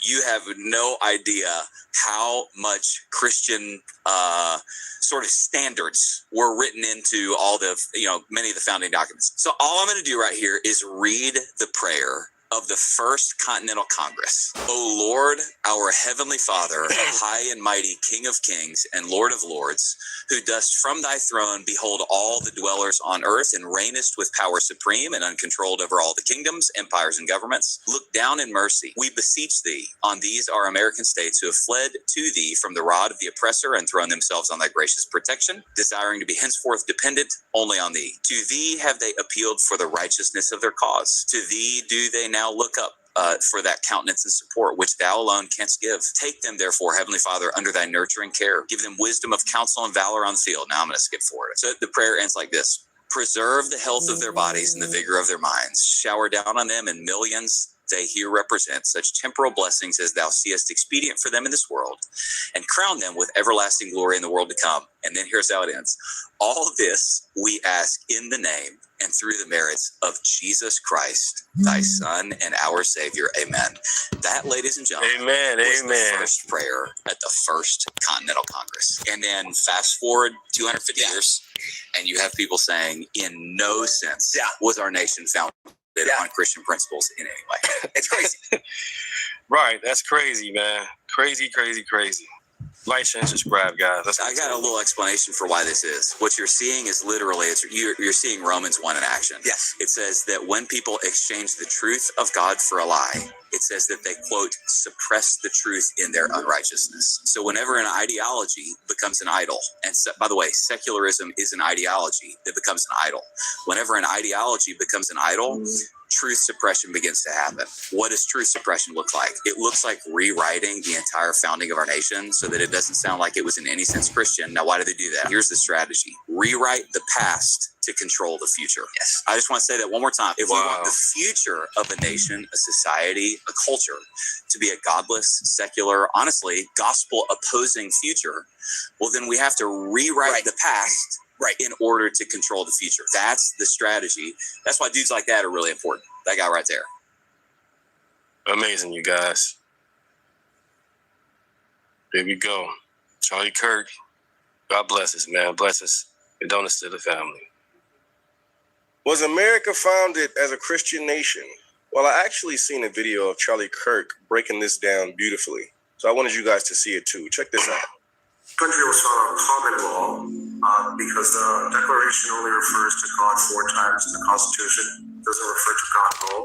And it only articulates the structure of government. So first of all, remember that we were a collection of states and colonies, and you need to read the state constitutions before anything else. 9 out of 13 of the original states required you to be a Bible-believing Christian to serve in government at the time of the founding. All 13 out of 13 required a declaration of faith. 9 out of 13 required you to be a Protestant, except Maryland, which was Catholic, which still required a declaration of faith. Almost every single one of the original state constitutions, Pennsylvania included, I profess the Lord Jesus Christ as my Lord and Savior in the original state constitution. Mac and Mac is ahead of his time.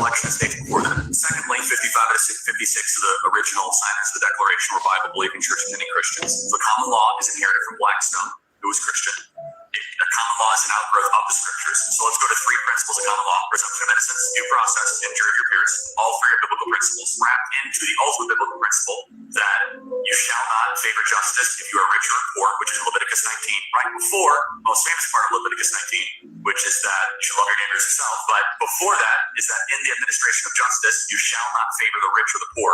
which is the idea of blind justice. We get that in the West, which is incorporated also in the New Testament ideal. Neither slave nor Greek nor Jew, you're all one in Jesus Christ, which we have any human equality.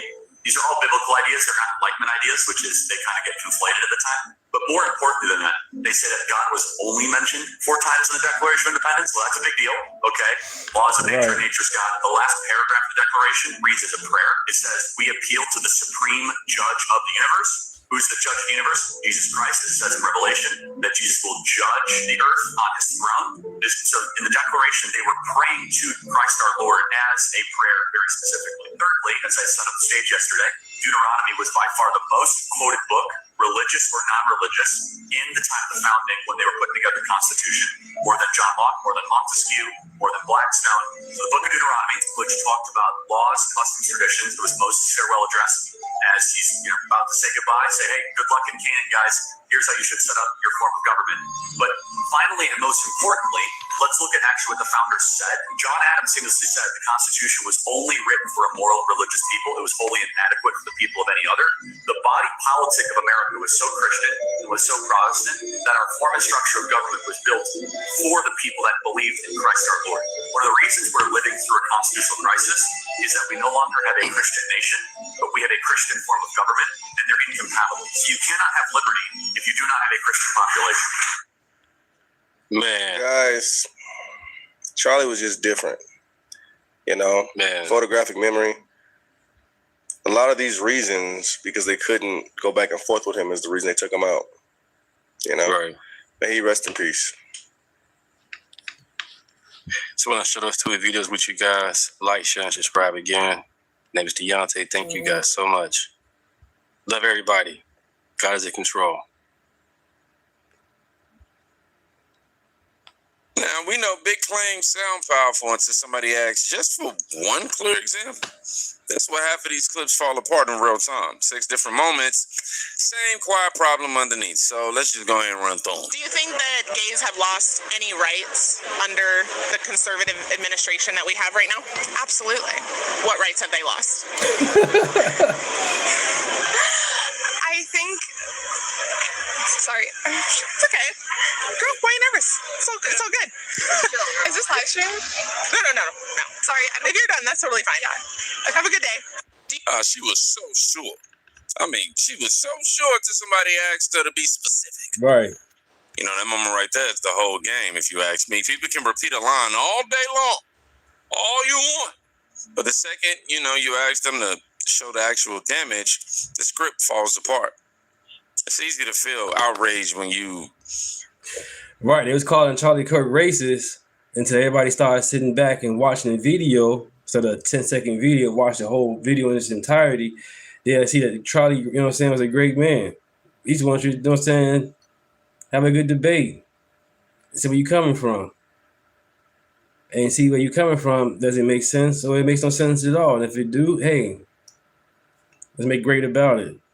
The man wanted peace, man. The man loved America, and the left don't. Man, I wish Charlie was still here, man. That's crazy, man. Damn. Well, let's continue. Never have to prove it. Now, that same energy shows up when the subject changes to something even older. How far can they escalate? Because there used to be a time when anytime the Democrats wanted to get black people to do something, they would say slavery. One word. If y'all don't vote for us, it's going to be slavery. If this passes in the Senate and then in the House, slavery. If Trump comes in, it's going to be slavery. Let the big banks once again write their own rules. Unchain Wall Street. They're gonna put you all back in chains. Damn. Just slavery, and it used to work. But then they figured out, that slavery word ain't working no more. So then they escalated to this Jim Crow. It's gonna be Jim Crow 2.420. It's Jim Crow. But then they figured out that didn't work either. So now they're using apartheid. The word apartheid. Like, how far can you escalate? What's next? All right, Smith. Thank you, man. Thank you, Smith. Appreciate you guys. Appreciate you, Smith. We got Jim Crow. We got apartheid. What's next? Just plain death. Ouch.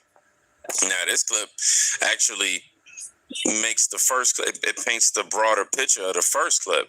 And just explaining that this current administration has been painted as this fear-mongering machine that somehow was threatening the rights of the American people.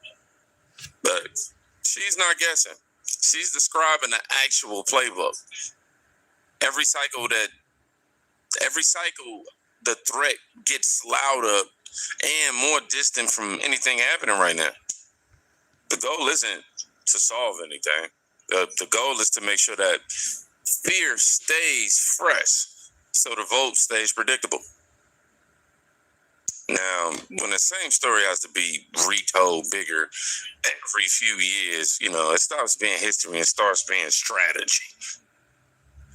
And when strategy stops working on some people, the tone changes pretty fast. How do you feel about President Trump? Fuck President Trump! Bitch, you can suck my dick, you orange bitch! You need to go. He's trying to take the immigrants, but you need to take the racists. You a woman. How you got it? I'm gonna fuck with President Trump. And we're gonna get that nigga. We're gonna get him out the sea. Are you? Do you like Trump? Do you support political violence against President Trump? Yes.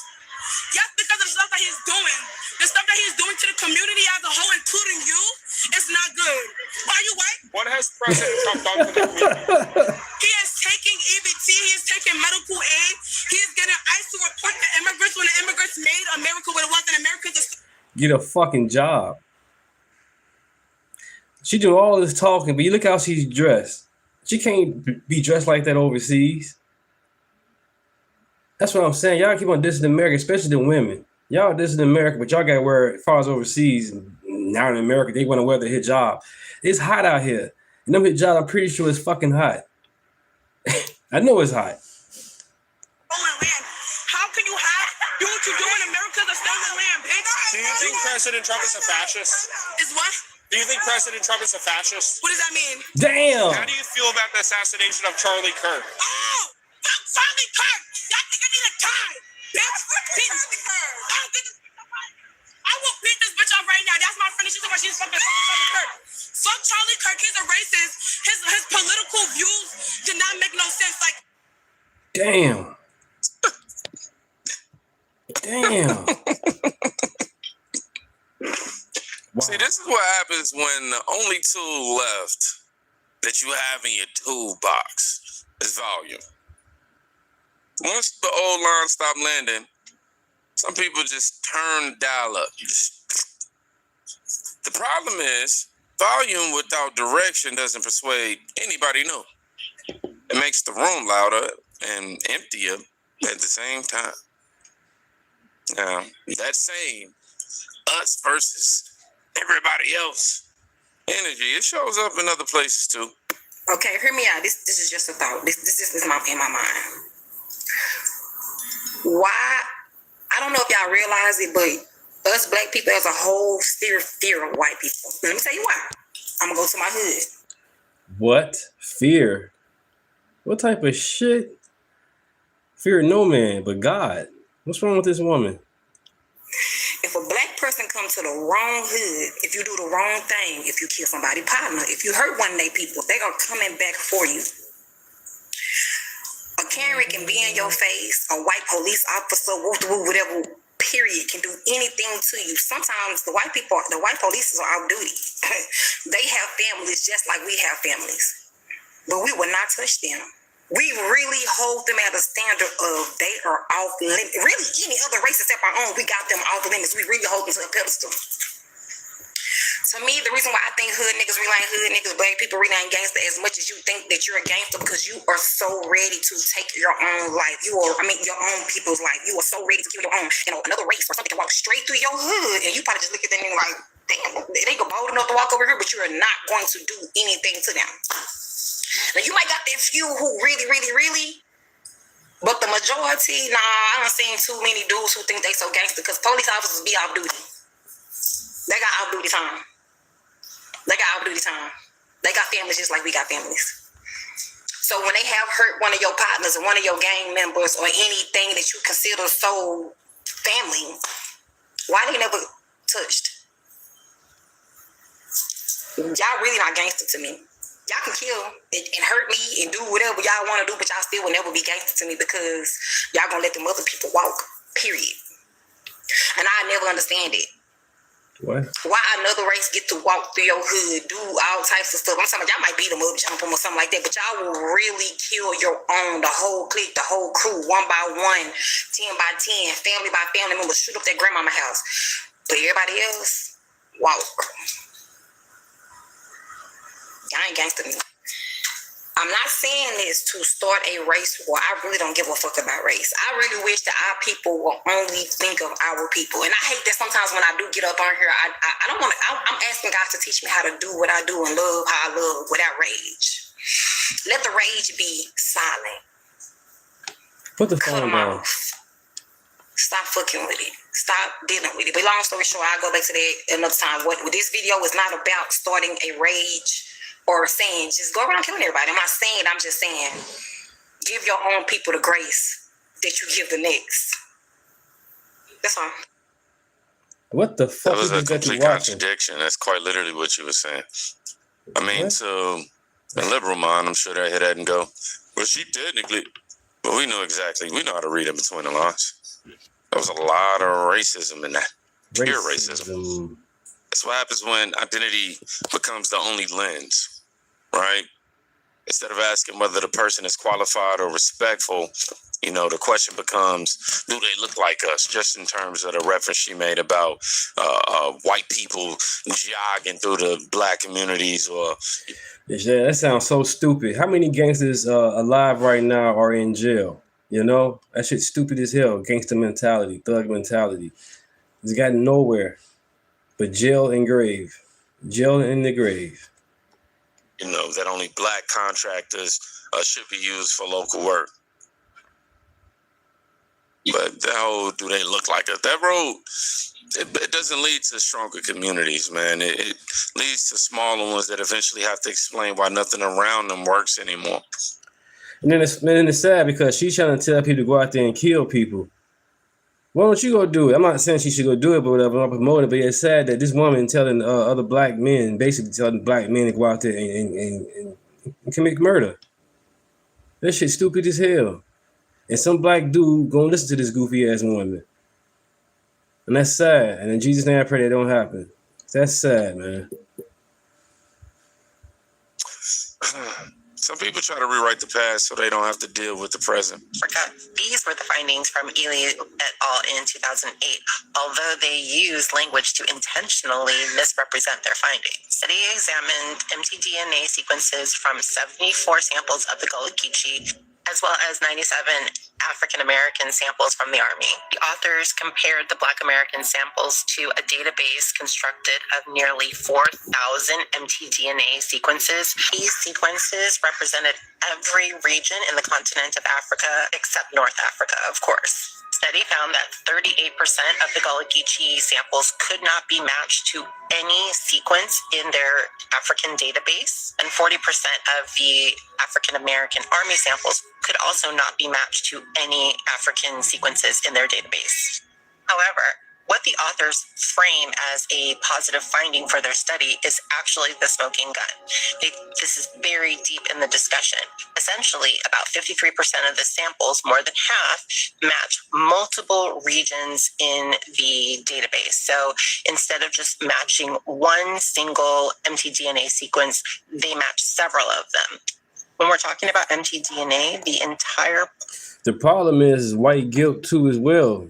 Because there's no way I'm a multi-millionaire or a billionaire, and I got black people. I'm a white man. I got black people in my company. Keep on talking about white supremacy and white man bad, and I'm gonna still keep them on my payroll. That's stupid as hell. That's what CNN is doing. You got black anchors on there dissing white people, and they the white owner, and they cool with it. White guilt, not cool. Point of analyzing different sequences is that a single mutation creates this new branch. You are tracking a defining set of mutations in order to determine a lineage. Therefore, if the Black American samples are matching multiple different sites, that also means they're not matching the core mutations needed to determine that lineage. So if you're matching multiple, then you are matching none. especially given that different positions, the mutations at different sites, can be found across the globe. The Gullah Geechee are supposed to be the quintessential example of Africans that retain their culture within the United States. Yet 91% of that do not match any African lineages. This study is just another case of showing us that these regions in Africa were receivers and not the source. Did you know that 95% of Black Americans cannot be matched to a... Using 2006, how do you even say it? It's the Eli mtDNA.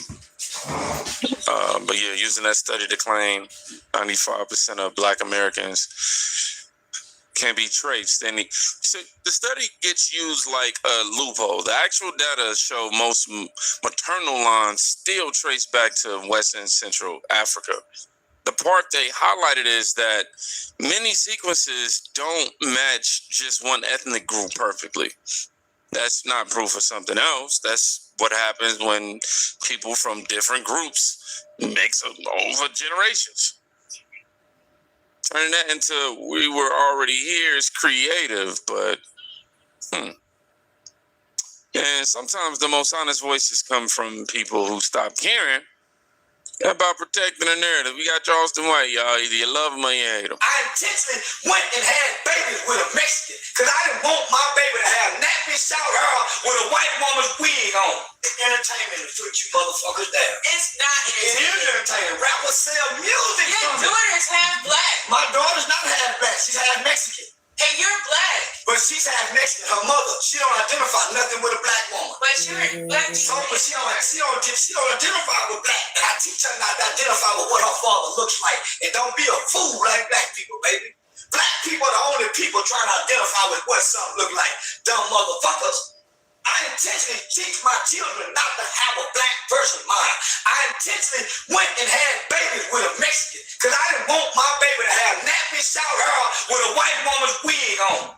I did. What's wrong with wigs? Because Black women did wear wigs when I come home in 90s and 98. Black women used to be ashamed to say they had weave in their hair. Charleston, people been wearing wigs since but you said they haven't. I was born in the 70s, the 80s, and the 90s. Black women didn't have weave. Little girls I went to school. I think it was less than No. How old are you? Oh, honey, I can't tell. So this is what I'm telling you. I'm telling you, I was born in the 70s. I was born in the 70s. I didn't see weave in the 80s. Never even heard the word. In the 90s, we didn't know what a wig was on a woman. In the 2000s, early, we didn't. That shit is new to us. I feel like Black women got caught up in the obsession. You can't speak to every Black woman. And the music kind of has something to do with The music had nothing to do with it when I came home. It's a portion of the. When I came home in 98, the music had nothing to do with women wearing weave. Okay. Is it not safe to say that the music has been a major influence on both Black women and Black men? How is that possible? When so many of our people are the music was long before you heard the music. I be seeing little Black kids in the car before they heard the music doing their head like this. And I've seen a lot of Black mama. Look at what I'm doing. I see little girls before they can even talk, little boys too, because they be behind their mama and their mama be scratching their head like this. So the kids do this. And I've seen a lot of Black male rappers talk foreignness, and I need a light skin, a long, nice finger. So I think when Black women seen that, they kind of felt some kind of way, you know. They didn't feel that kind of way. They got many women got baby by two different people. How they feel some kind of way? How they feel some kind of way? They got two or more babies by two. Charleston White, he be hitting some pointers here and there, but he definitely a fucking flip-flopper, man. But he said he doing it for the money. He gonna flip-flop for the money. That's what he did for Carmelo Anthony case. They gave him, $5,000, he said, and he did what he did. Said what he said. Yeah. More different nigga. How they feel some kind of way? They actually don't show that. And they still got more niggas laying and playing in their pussy. They actually don't show what they feel. So accountability needs to be taken. I was married to one woman that I had 2 kids by. I don't know what y'all need to do, Black people. I intentionally not made Black kids so I don't have to have Black people. So you would never date a Black woman? I'm married to a Black woman that I cheat on. I will never have a baby with a Black woman. So why'd you marry one? What you marry one? What you mean why? I do what I want to do. Don't pressure me by what I pick my bitch for. I ain't never been faithful to a woman. But does she wear weaves? I don't know why she wore. I ain't seen her in 3-4 years. She did when I married. She did when I married. She wore a natural hair. Okay. I mean, he's not performing for anybody. Definitely a hell of a lot that I don't agree with in terms of moral principle. But, you know, he's saying out loud what a lot of people only say in private. When standards and choices get shaped more by trends and pressure than by what actually builds stable families. The results show up generations later. Some people would rather keep pretending than admit the damage. Now, obviously, I don't agree with like who you like, you know what I mean? But obviously, 6 different clips, 6 different angles. Same underlying thing running through all of them. People being told a version of reality that starts falling apart the moment somebody asks a simple question or tells the truth without the filter. The more we watch people twist history, dodge basic questions, and demand. There is a reason you have the young woman from Ethiopia originally and the guy who's now New York City mayor from Uganda and the rest of them spouting this kind of hate on a regular basis. You put them there. It's your mess. You're going to have to deal with it. Listen to this lady. Do you believe that the 9/11 terrorist attacks on America were the inevitable consequence of American foreign policy? Inevitable in the sense that we destabilized a lot of the Middle East, that forced people to believe that another act of violence was the only response. And again, just like I said before, our responsibility is to getting rid of those conditions that lead to violence in the first place. I'm about the same age. Okay. I can only take her in small snippets. Sorry, like 20 seconds at a time, all right? I mean, we thought we had a bad with AOC. Well, AOC's now met her match. Now, very interesting, right? AOC 2.0. Is attractive. AOC, I mean, not my type. What can I say? But some have considered her attractive. I mean, I think you're kind of really getting into, what do they call it, beer goggle territory when you start saying AOC is attractive. But nonetheless, there are some people that say she is. This woman is not completely offensive to look at. Like, well, trouble, but I'll just say it. The Presley woman out of Massachusetts with no hair. Okay? Like, that is actually offensive to look at. I'm actually offended every single time I see her. Put a wig on or something, all right? Heck, I'll take Elon's scarf around the head. Something. So this shiny. Woman is attractive enough, 29 years old. She's the sort of youth of the party, right? The momentum that they're trying to capture because they have nothing else. But the regular folks, they're upset about it. We're going to get to that, okay? I want to get there because, again, I just need to sort of set the scene, and you need to understand what they're up against, what the country is possibly up against. I mean, we shouldn't take this lightly.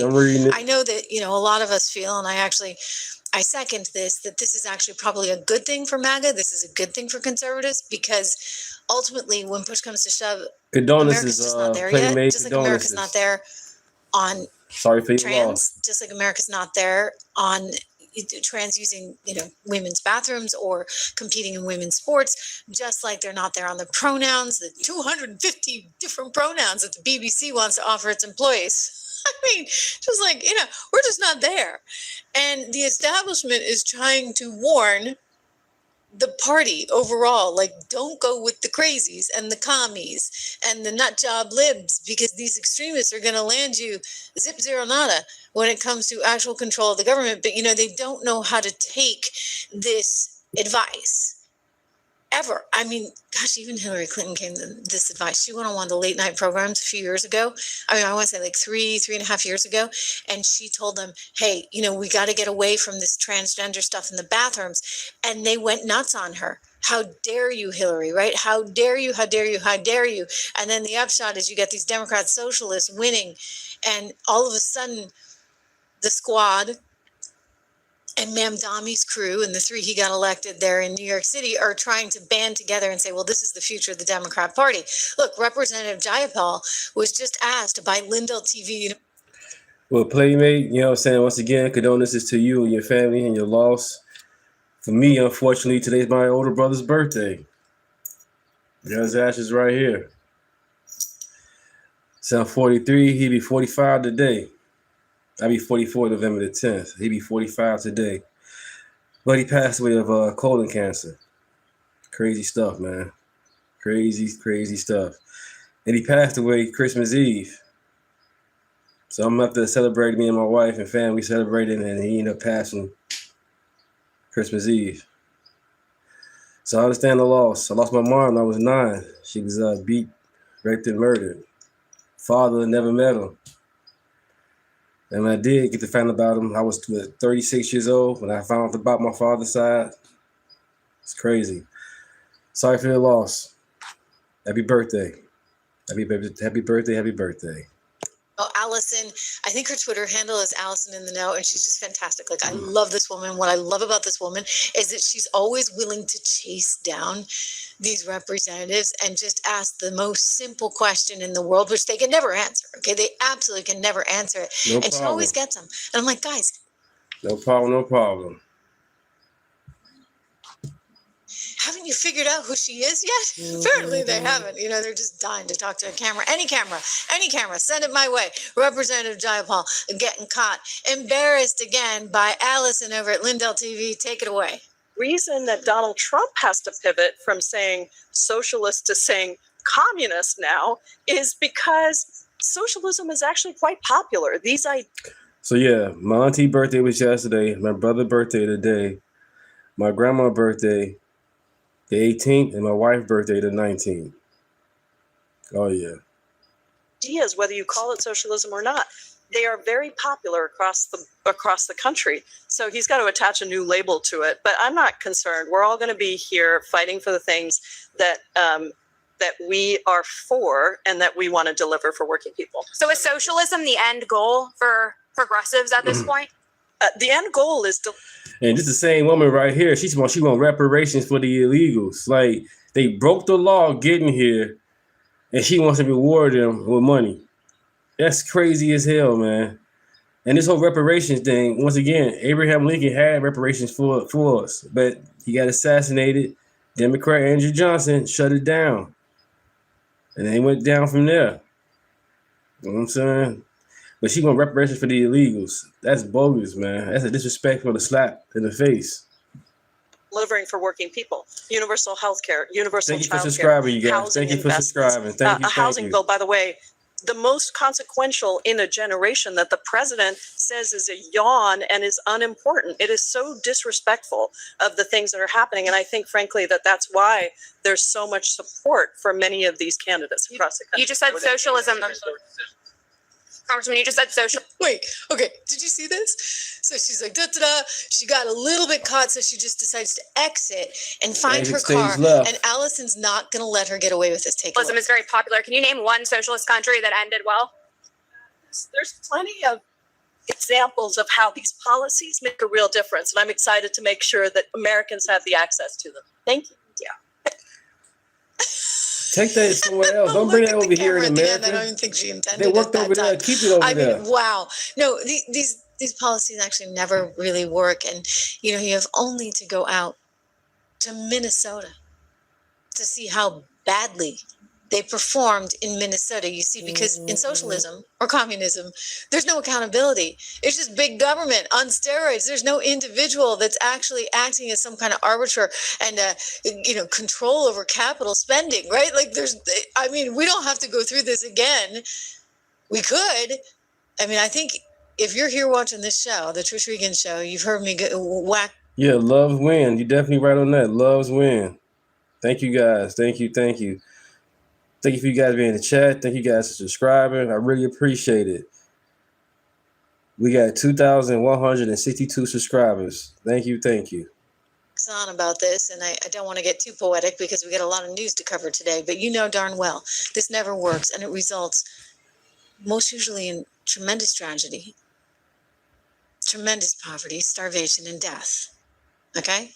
We'll leave it there. We'll do a deep dive another time. But Reince Priebus, who used to run the Republican Party, he elaborated on what's going on in Colorado right now. So Denver is very, very left, very, very blue. And what he's sort of saying, and this is important to think about, because again, we can look at it and say, well, they're never going to win with this. But at what point does the population get so beaten down? I think it's at least important to understand the threat that is coming our way. Let's take it away with Reince Priebus here on Fox. Would you like to It's do the homework? most Democrat district in Colorado. It's the district's almost almost entirely the city of Denver, a little bit outside the city, but not much. And so last week when these socialists won in New York, you heard the media say, well, this is just, urban New York. It's not really what we're all about. But now we're going to Denver in their most Democrat district, and we're taking a poll of Democrats, old Democrats, young Democrats, is saying, who do you want? And who do they want? They want a person identifying with the social Democrat Socialist America, the Justice Democrats, whatever they are, which would be great to find out who's funding all of this. Good one. Yeah. Right? Because don't forget, it's funding this. those social Democrats, that's Mamdani's party. Justice Democrats, those are the guys that came out and handpicked AOC from a central casting call. They went through 10,000 candidates and they finally somehow wound up with AOC after her brother submitted her resume. And as I like to say, probably the 8x10 glossy, Sandy Cortez. Possibly next president, the way she's talking today. We'll go to that. Of the United States of America. I'm sorry, it's not going to happen. I mean, it's really not, because I think there's still enough sane people, but sometimes I question whether the sane people are really going to be around long enough. Right. You look at what they're doing in schools today. Look, I got 3 kids in school. I know exactly what they're doing in schools today. And if you don't have some kind of, handle on it as a parent and have conversations that are worth having, your kid could go right off into Never Neverland pretty fast. Because there is a sort of groupthink, a brainwashing kind of narrative that they are fed day in and day out. And you learn very quickly, I will get a D on this paper if I come up with this scenario. I'll get an A if I just deliver that. So they're forcing these kids into a very strict, stringent, anti-Trump, anti-America first agenda, where we're supposed to have open borders, bring one, bring all. And some of these people in the So you think by you come to my channel and you see what you're saying, 26 people in the chat? That's cool. You see 26 people in the chat. But what I see overall, I see 3,000 views. So welcome to the chat. You guys are amazing, man. Put the phone down. I got 3,100 views going on right now as we speaking, as we talking. Welcome to the chat. Democrat Party are just not strong enough to stand up. Some of them are, and they're kicking them out. But then you got this idiot, Hakeem Jeffries, like a poor man's Barack Obama, melting down because guess what? He's realizing he doesn't have the influence over the Democrat Party that he used to. Watch. There seems to be growing concern within the New York delegation that your endorsement doesn't hold the weight that it once did, that the mayors may perhaps carry more. Do you feel that's fair? Who in the New York delegation has articulated that since you're right? Skip Woosman, you come to my channel, you got a YouTube channel, but you don't got no subscribers, you don't got nothing going on. But you want to come to my channel and tell me about some views. That's crazy, man. Put the phone down. Worry about how many views I got going on. Watch the video. Conversations on background, so just as I would not. So you don't have a name? Well, I'm going to extend them the same courtesy that I would everybody else, but this question is about you. Yeah. Well, you asked me a question making reference to particular members, but then you didn't cite a member. Right, because they're conversations on background. But what is your response to that? I don't have a response to that, actually, because I think that it's, something that has not come up in any of the conversations that we've had. He has no response to that. No response at all. Well, here's the problem, guys. Okay, this is why it's starting to get a little bit dangerous. I want you to listen to this military vet who was speaking on Fox this morning. And he said part of what I was just getting at, which is that the kids don't get it. Okay, a lot of kids, unless you have parents that sit you down and have dinner every night together, and you talk about issues and you talk about politics and you talk about the way the world works, the economy, for example, understanding how the economy functions, because what little kid wouldn't love the idea of everybody having a beautiful house? Right? It sounds good. The president said this the other day. He's like, gee, I'd make a great communist. I'd say, hey, you can have this and you can have that and you can have this. At some point, though, who's paying for this and that? Listen to this military vet who gets it. Sir, how you doing? Fine, thank you. What's your name? Yes, sir. We thank you for your service. Tell us about this rise of socialism. How do you feel about it? Do you think that it's scary, or do you think voters are going to reject this? I think the voters are not going to reject it because they have no idea what communism is. My family my father's side of the family was their whole lives under communism. People, and I blame the colleges. The colleges and the school system, they don't teach these kids what communism, where we are, how we became a country as what we are today. Red Hood, what up, man? My family worked hard, and here What I am. up? That's what we call the American dream, and we're so glad they did. Yes, sir. The American dream is getting lost in all of this, right? I mean, I'm going to say something that's controversial and you have to take it with a grain of salt. I think you guys will. Look, I worked on mainstream television for so long that, sometimes you're like, oh my God, somebody's going to, they employed people. Kid you not. More commies to just sit there and watch my show every single night to see anything that I said that they could possibly take out of context, right? So I'm still a little gun shy from that experience. But I think you understand what I mean when I joke and say, where's McCarthyism when you need it? Because we're dealing with some real strange commies right now. And the problem is because, again, I go back to what I said. As we started this show, because the left didn't have a position to argue, they couldn't say, gee, maybe it doesn't make sense to bring everybody into this country that we can't support and drain our resources to bring them all in, because they had nothing to go up against that with. Because if you care about working people, if you care about unions, for example, if you care about individuals preserving as much money as they can make and not have that wage degraded by people who are coming in and working illegally and therefore not paying taxes, where do you stand, right? They didn't have anything.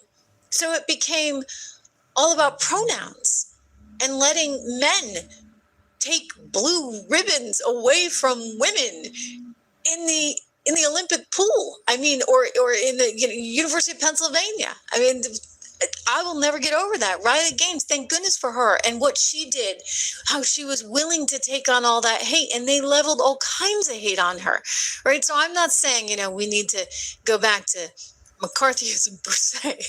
But McCarthy was onto something. The commies are bad. They are bad people. Listen, the president and the White House and the Republican National Committee, they just put out this ad. I want to share it with you. Let's take a look. They're hearkening back to the day.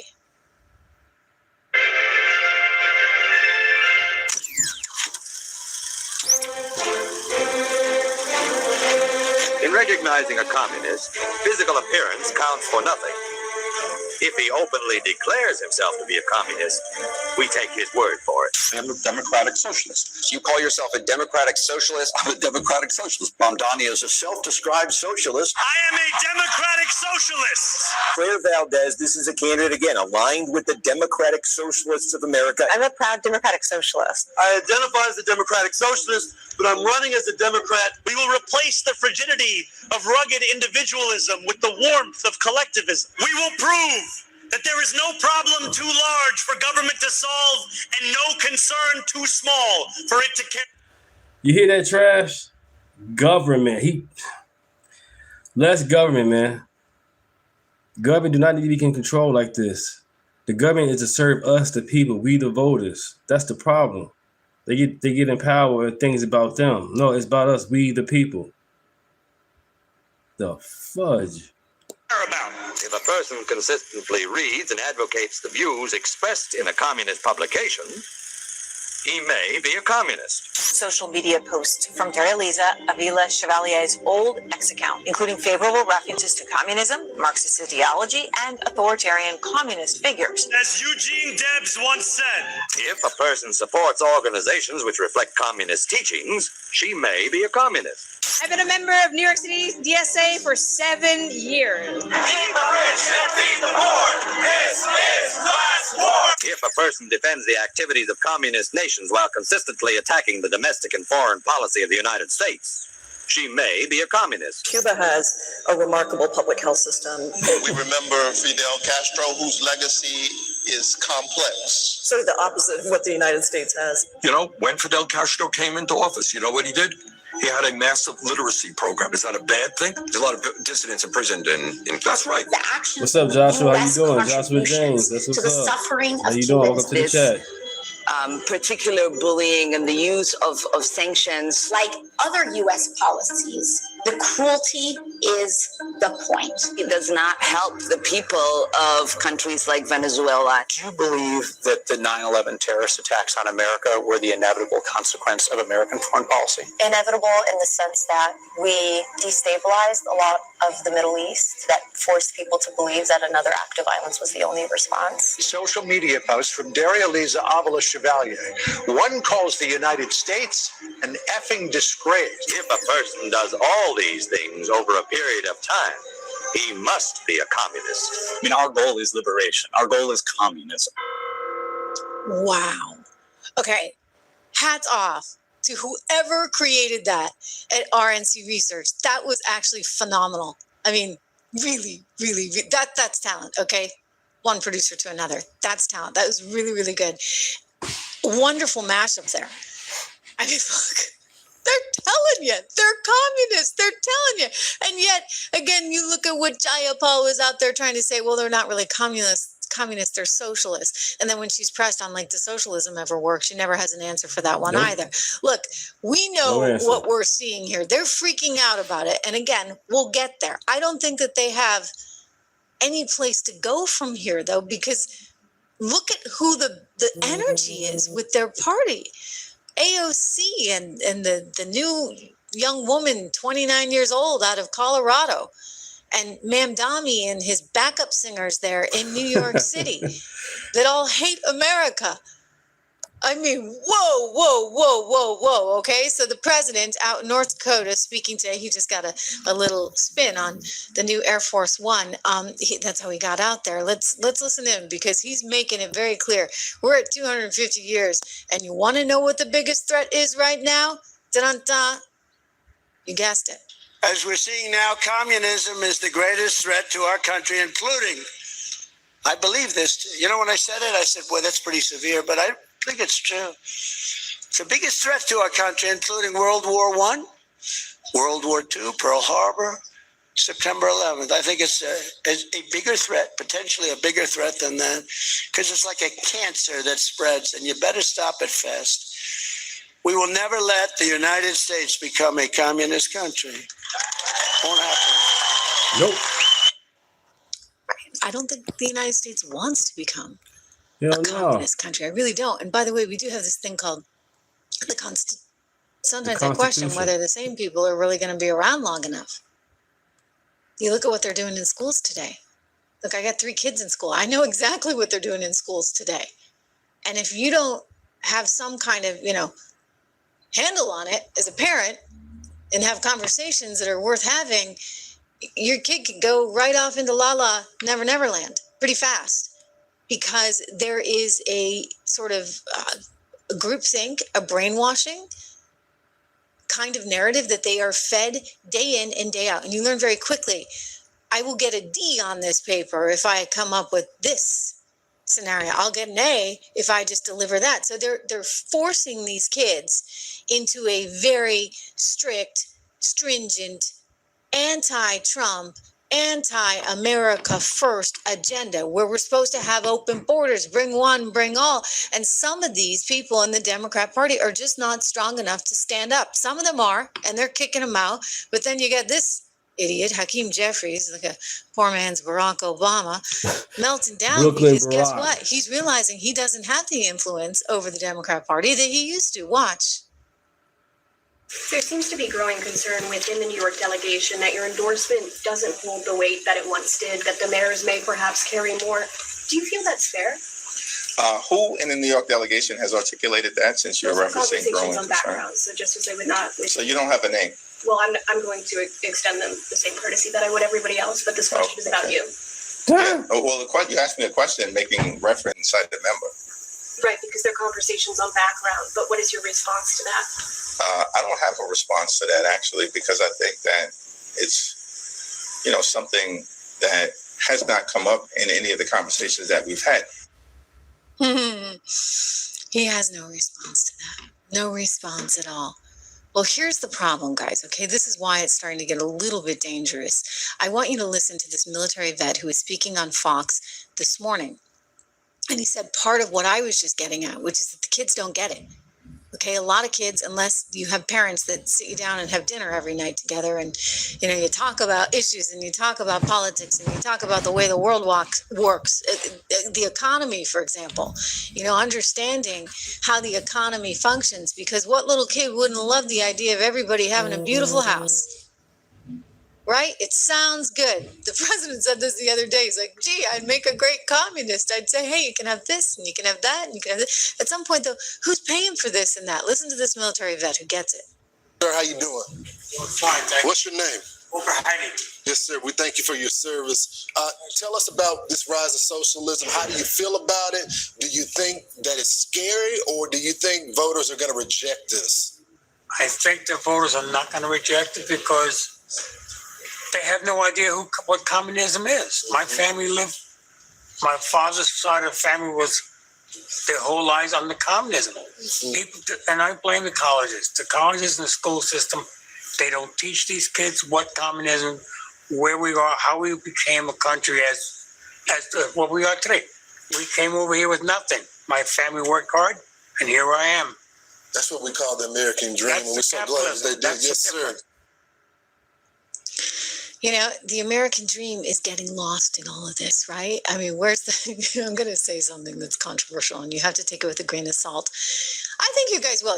Look, I worked on mainstream television for so long that, sometimes you're like, oh my God, somebody's going to, they employed people. Kid you not. More commies to just sit there and watch my show every single night to see anything that I said that they could possibly take out of context, right? So I'm still a little gun shy from that experience. But I think you understand what I mean when I joke and say, where's McCarthyism when you need it? Guys, we're dealing with some real strange commies right now. And the problem is because, again, I go back to what I said.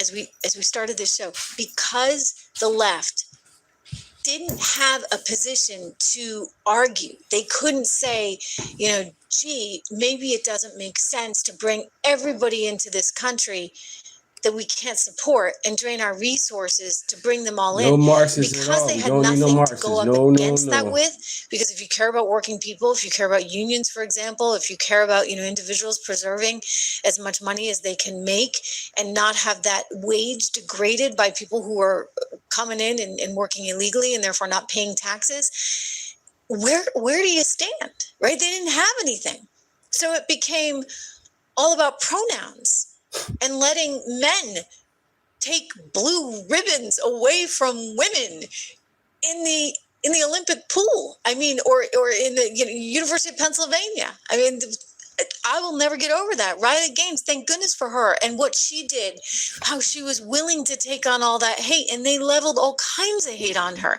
right? So I'm not saying, we need to go back to McCarthyism per se. But McCarthy was onto something. The commies are bad. They are bad people. Listen, the president and the White House and the Republican National Committee, they just put out this ad. I want to share it with you. Let's take a look. They're hearkening back to the day.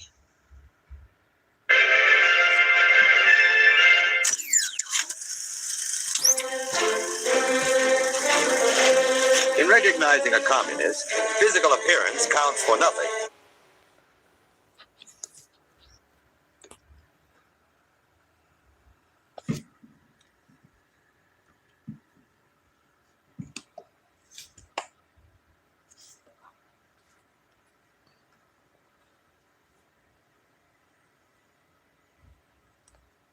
star has been born.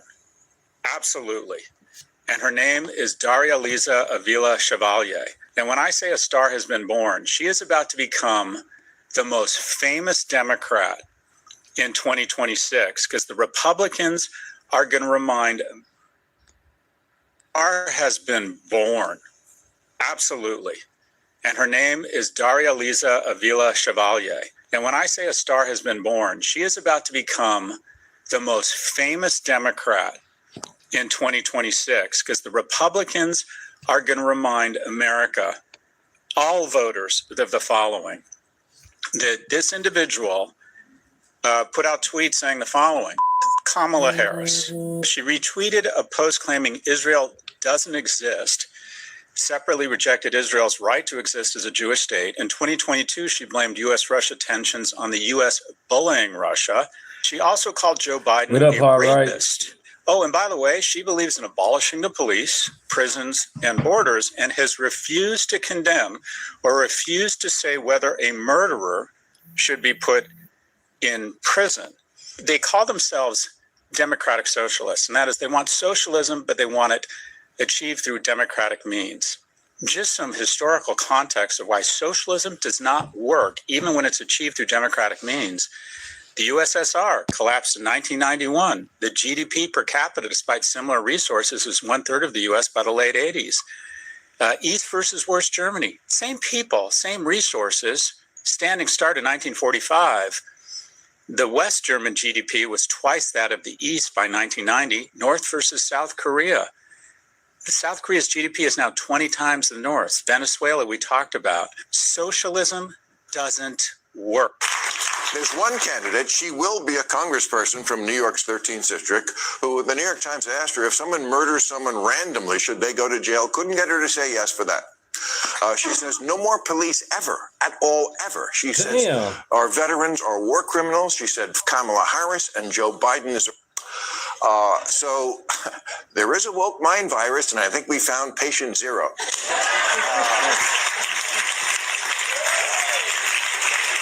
How happy New York is right now. Do you know how cool it is to see your mayor?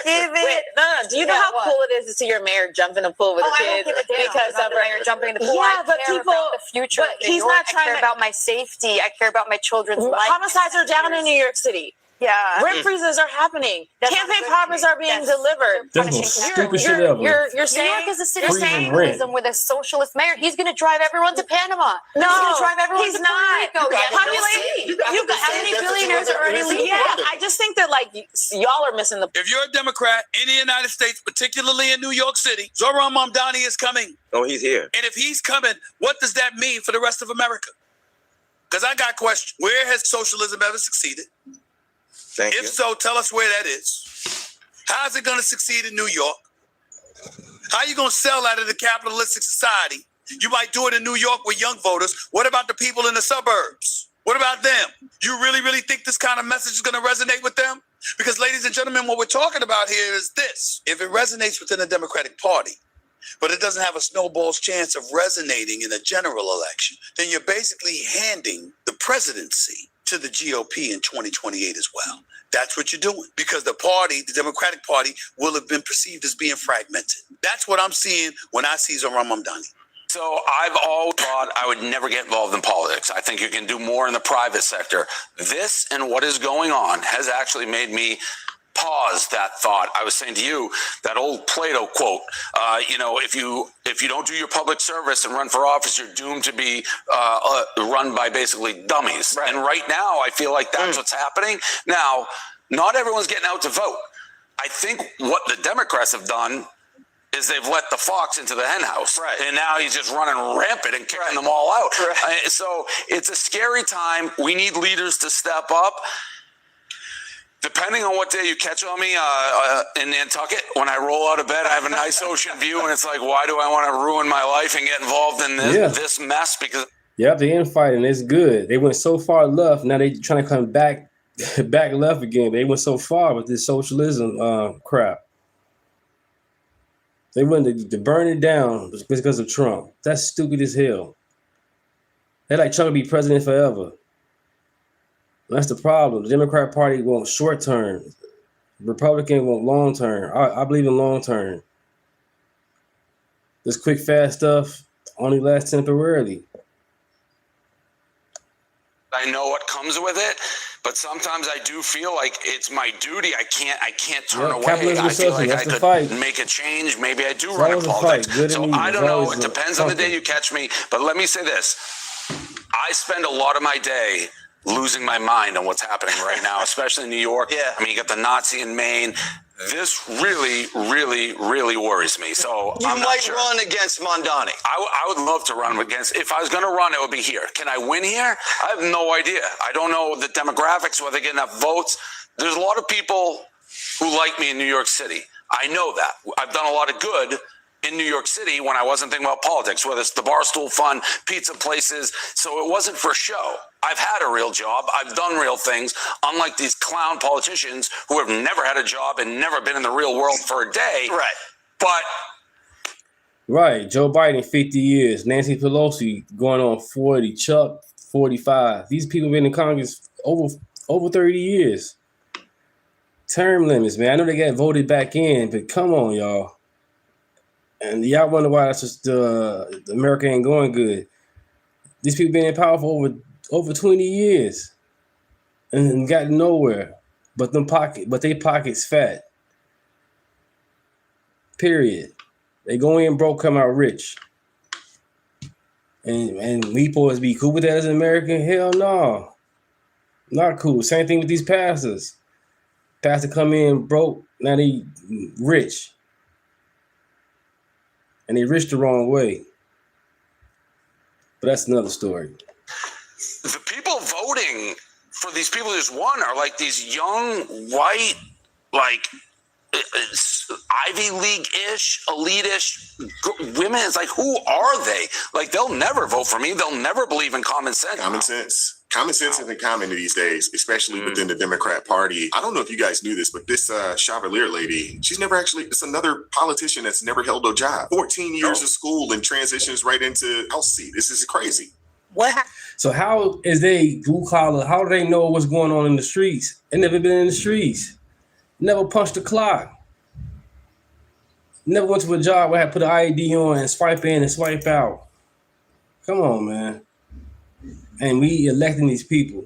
That's the problem. We're electing people that never experienced what we experienced.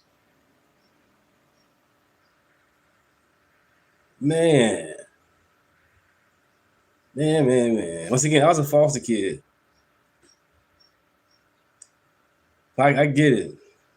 Happen to, they need to be experienced. Donald Trump isn't experienced enough, but. Right, the oligarchy too, but AOC and Bernie Sanders on their private jet going across the states talking nonsense. No outrage over that though. Private jet going back and forth. He is. She's also an Islamicist. She's also anti-American. She also has spoken about her desire to see America's power collapse. Yes. She is pro-Palestine. I mean, the lady is everything negative against America. So this, what bothers me, brother, is that you had American citizens voting for this fool. And it tells you the tragedy. This is the tragedy of ignorant citizenship. When you do not understand how your government runs, you are vulnerable to a con artist. And once that con artist gets in the office, he's going to screw you up and down. And that's what's happening to our city. And I'm just praying that the American patriots will wake up and smell the coffee and get busy, because, listen, if this goes on too long, then we may reach the point of no return.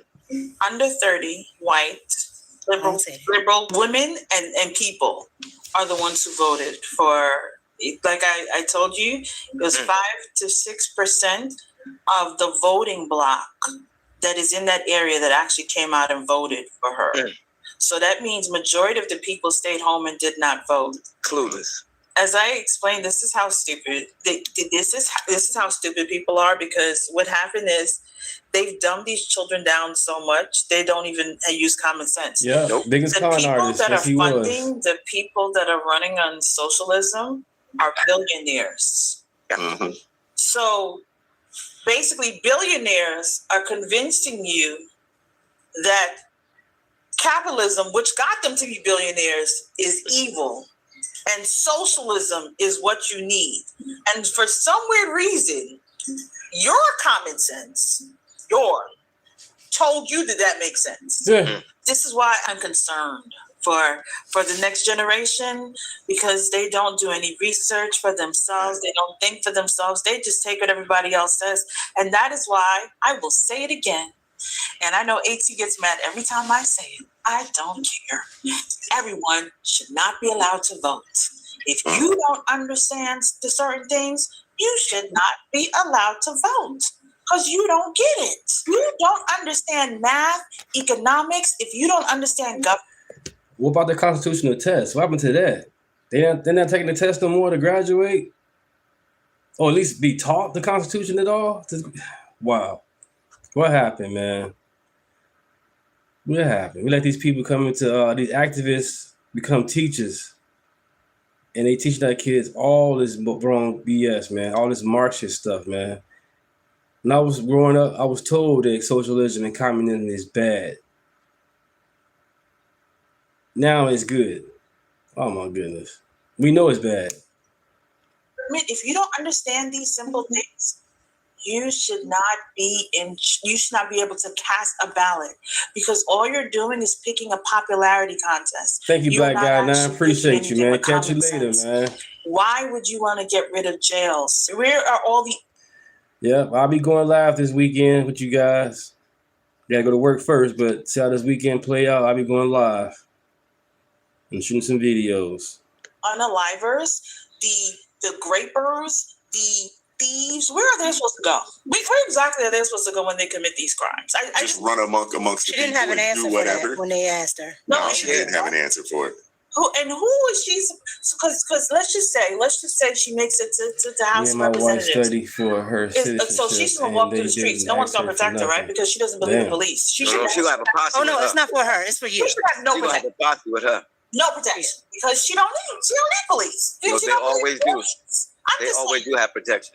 I wish people would stop being lazy and get up and vote, and stop always, because I just want to say this, and I'm landing my plane. The people that voted for her and the other socialists in New York were people who were excited because they said they're going to free Palestine. This is New York. What does that have to do with Palestine? Tell me, what does foreign policy have to do with how y'all live in New York? I don't understand. I don't know how your brain works, but this is exactly why I said you need to pass a test to be able to vote. Because clearly you don't know what your local politicians are supposed to be doing. Y'all clearly don't know these things. So clearly you don't need to be voting and putting nobody in office because you don't even understand the basics. That's how I feel. The moderate Democrats that see that they can see the writing on the wall. They can see the socialists, the communists, the Marxists have basically taken over the Democrat Party. The people like the Dave Portnoys and the Stephen A. Smiths and so many others that would consider themselves either independents or, moderate Democrats. They're in a pickle. What are they going to do?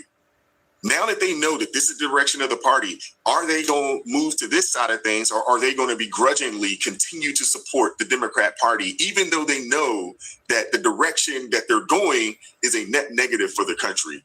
They're going to continue to support the Democratic Party. Stephen A. has slavery is a choice. To his skin color, not his brain. So with that being said, he will continue to support the Democratic Party and make excuses just like he made for Kamala. And he will continue to push out that there's some good somewhere in there. He will find a way at the end of the day. He's beating a dead horse. Fence ride. And Stephen A. Stop beating that dead horse, Stephen A. They're not going to not have allegiance to the Democratic Party. And then on the other hand, these people are getting in through means of the low voter turnout. Okay? You go, this is how you do it. You go places where you do know that there are low voter turnouts. The reason why the Somalian groups have all of that, it's not because the Somalians are so many of them.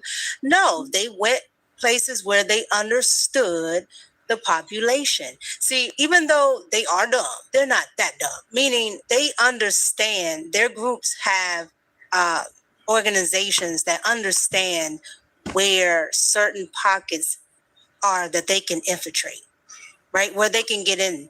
And For some odd reason, conservatives never do this. They absolutely never do this. When I say Republicans, conservatives have the worst outreach, the worst everything.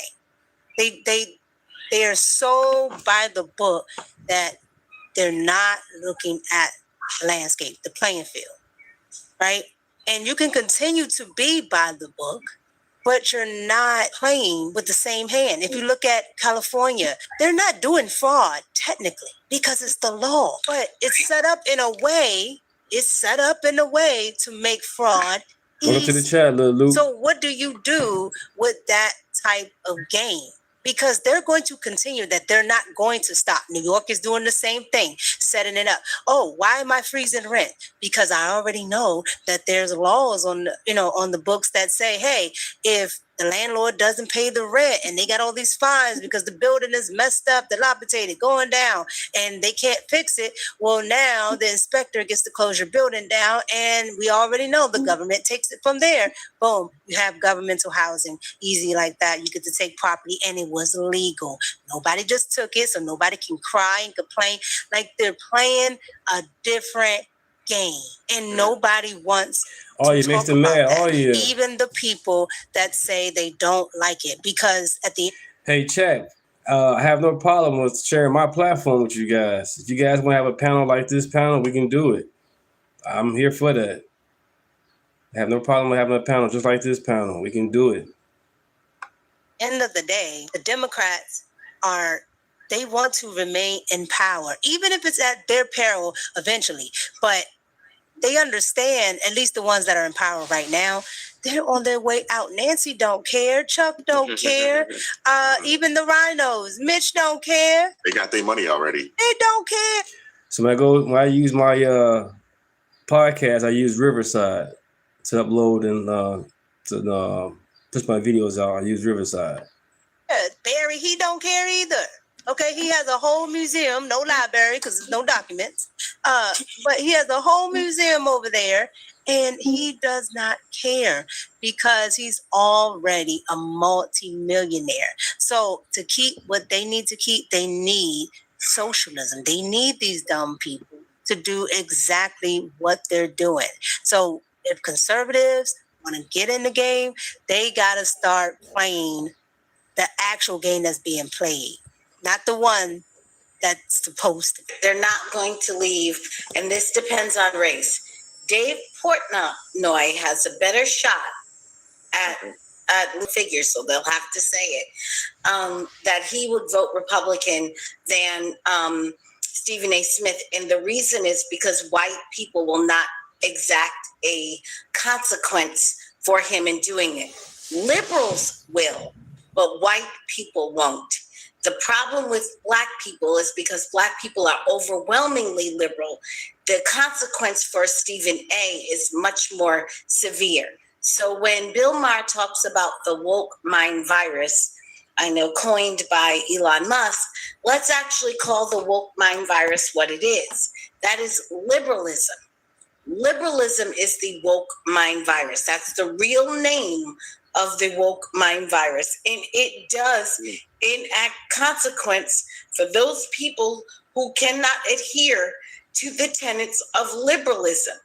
That matters to you when the source of your income, your social networks, your religious networks are all formed and built by liberal institutions. It is very difficult to leave or to heal from the woke mind virus, or to leave and publicly walk away from liberalism, because what you are doing, you're not just casting a vote for president or Congress or Senate. No, real free Americans, that's all we're doing. It's casting a vote for, president, Congress, Senate. That's it. That's all we're doing. They're not doing that. What they're doing is upholding the institutions that fund them. The reason initially Stephen A. Smith was given his show, obviously he had some basketball background and some sports background. Well, it's controversy on it. But he had some sports background and some love for the game. But what he was a urban Black American that could bring that energy and that vibe to ESPN. That's what they wanted him for. They wanted him to be the loud, outspoken, New Yorker, bold, brash, with the urban Black flair and aesthetic to it. Walking away from the Democrat Party is also giving all that back. I mean, you are now what brought you to the party. If you walk away and say, yeah, no, I want a little something different, I can see where, in the last 30 years, some of this has gone wrong. Whatever it is, he can say. He cannot negotiate. He cannot accommodate these people enough. They have a very strict adherence policy. It's 100% or nothing. That's what you must give. That's the price.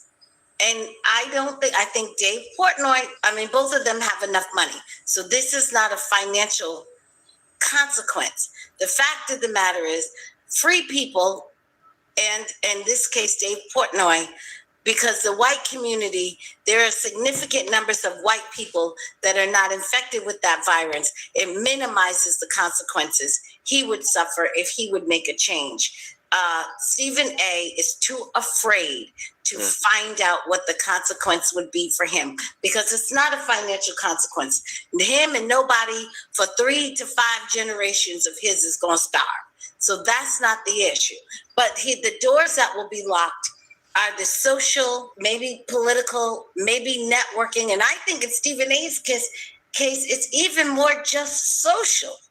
I don't think he can tolerate the idea that Black people could be on the internet and say he's not one of us and really take him in an intellectual way, but in an emotional way, because he's from that stock and he feels what they feel and he wants what they want. And nobody wants to be turned out of their family. That's his family. And they will sure turn him out. And because he's a member of that family, he knows it. It's sad, but you're absolutely right. I want to hear from you guys. What are your thoughts? Hit the like. Pancakes. Okay, so we got a few different voices lined up today, all circling around the same moment. America is turning 250, and the instructions on how Black people are supposed to feel about it ain't coming from the same place. Some are telling us that we can and we can't celebrate. Other folks just moving like they got their own mind about it. So let's go ahead and run through it. So I'm not supposed to be doing this right now. According to Al Sharpton, he has instructed Black people and Black businesses not to celebrate America, not to celebrate America 250. Al Sharpton, shut up.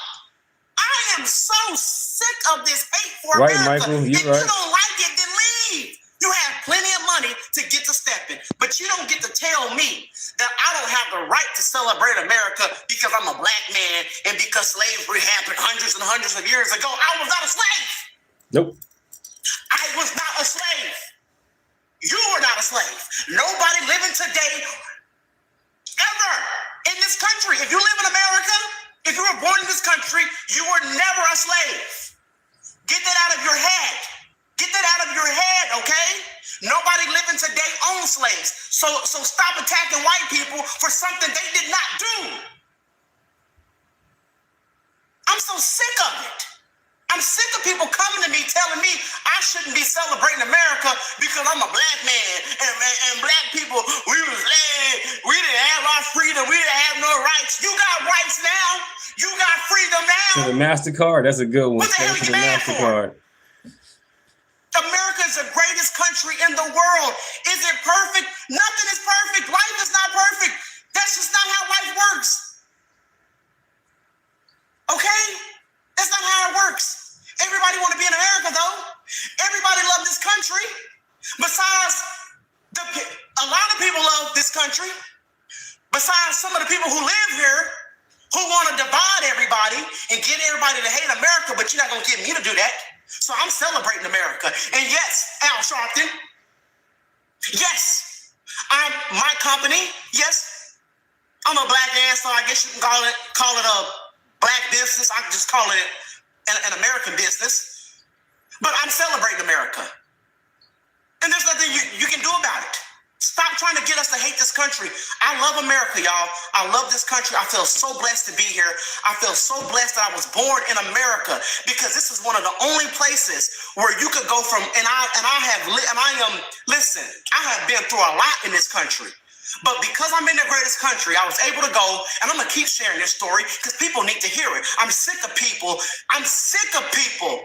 never talking about the greatness of America, always focusing on the past. This country is so great that I was able to go from foster care, go all the way to the White House and meet the president. I was able to build a business, okay? A lot of places you cannot do that. If you grow up without a mother and a father in a lot of places. Nope. A lot of those kids are still on the streets. They have no opportunities. This is the land of the opportunity. This is the land of the free. Y'all free. You are free. Why are y'all so mad? You are free today. Free. But you want to be mad about the past. And I'm sick of people being selective when they want to bring up the past. You want to bring up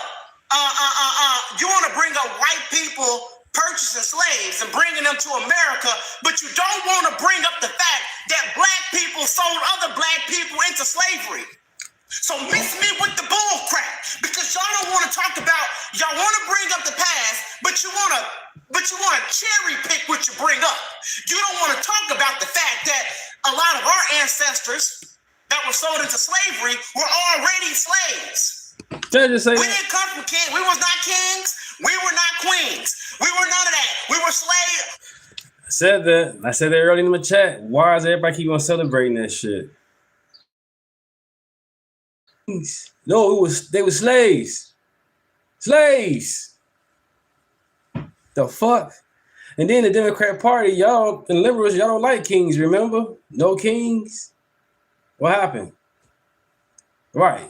You gotta fit a certain narrative. That's bullshit. Hypocrisy, man. No kings. But when it comes to black and brown, black period, black Americans, we always call each other kings and queens. We're no king, we're no queen. What happened? Our ancestors were slaves, and they were sold into slavery. But you only want to be mad at the white man, but you don't want to be mad at the black man who sold them into slavery. So miss me with all this hatred, all this division. I love my country. I love America. I feel blessed to be here. I am going to celebrate America's 250. I'm glad I was born here, okay? I'm glad. Because it's turned out to be one of the greatest countries in the world. And I think my boy George Washington, y'all. So my company It was a comedian. He said there's only one superior race. NASCAR race. That was a good one. Yes, I don't care. Oh, Church, how could you put a slave owner on your box? Shut up. He's the reason why this man right here, we should be thanking George Washington, the greatest, one of the greatest presidents of all times, okay? He's one of the reasons why this country is great today. Thank you, Baby. God bless George Washington, okay? So I'm celebrating America. Y'all look at this box. This box is so nice. And the pancakes are good. If you have not had my pancakes, you are missing out, okay? And for all the people who are new, I created this company when it counts with Aunt Jemima, our sweet dear Aunt Jemima. I still miss her. But y'all, some good stuff here. I have these, it's non-GMO and it is delicious. They are fluffy. You can make waffles with it. I have fried chicken mix on my website on cousintees.com. Go to cousintees.com. I have some roasted pecan syrup. Some people say pecan. I say pecan. I have blueberry, blackberry syrup. I have some peach cobbler syrup, some real pure maple syrup. Tapped from our American trees. It's not from Canada. Okay, it's tapped right here in America. I have a lot of great stuff, y'all. Biscuit mix. I have keto pancakes. Some really good stuff. But I love America. I'm going to continue to celebrate this country. I'm about to order me some of those keto joints. Yeah, I've been over here in the gym trying to get to it. I'm tired of my shoulders and my arms looking teenage. Terrence came from foster care and built his own thing, though. Now, somebody who never lived his life wants to hand him a list of what he's allowed to be grateful. Cooking with Uncle Ruckus, that's what's up. That's what's up. I love the names. I love how the Democrat Party does do the slave master's words and talking points. Uncle Ruckus. That's what's up, man. We know you a Democrat. You still on the plantation. You know Uncle Tom is the hero, right?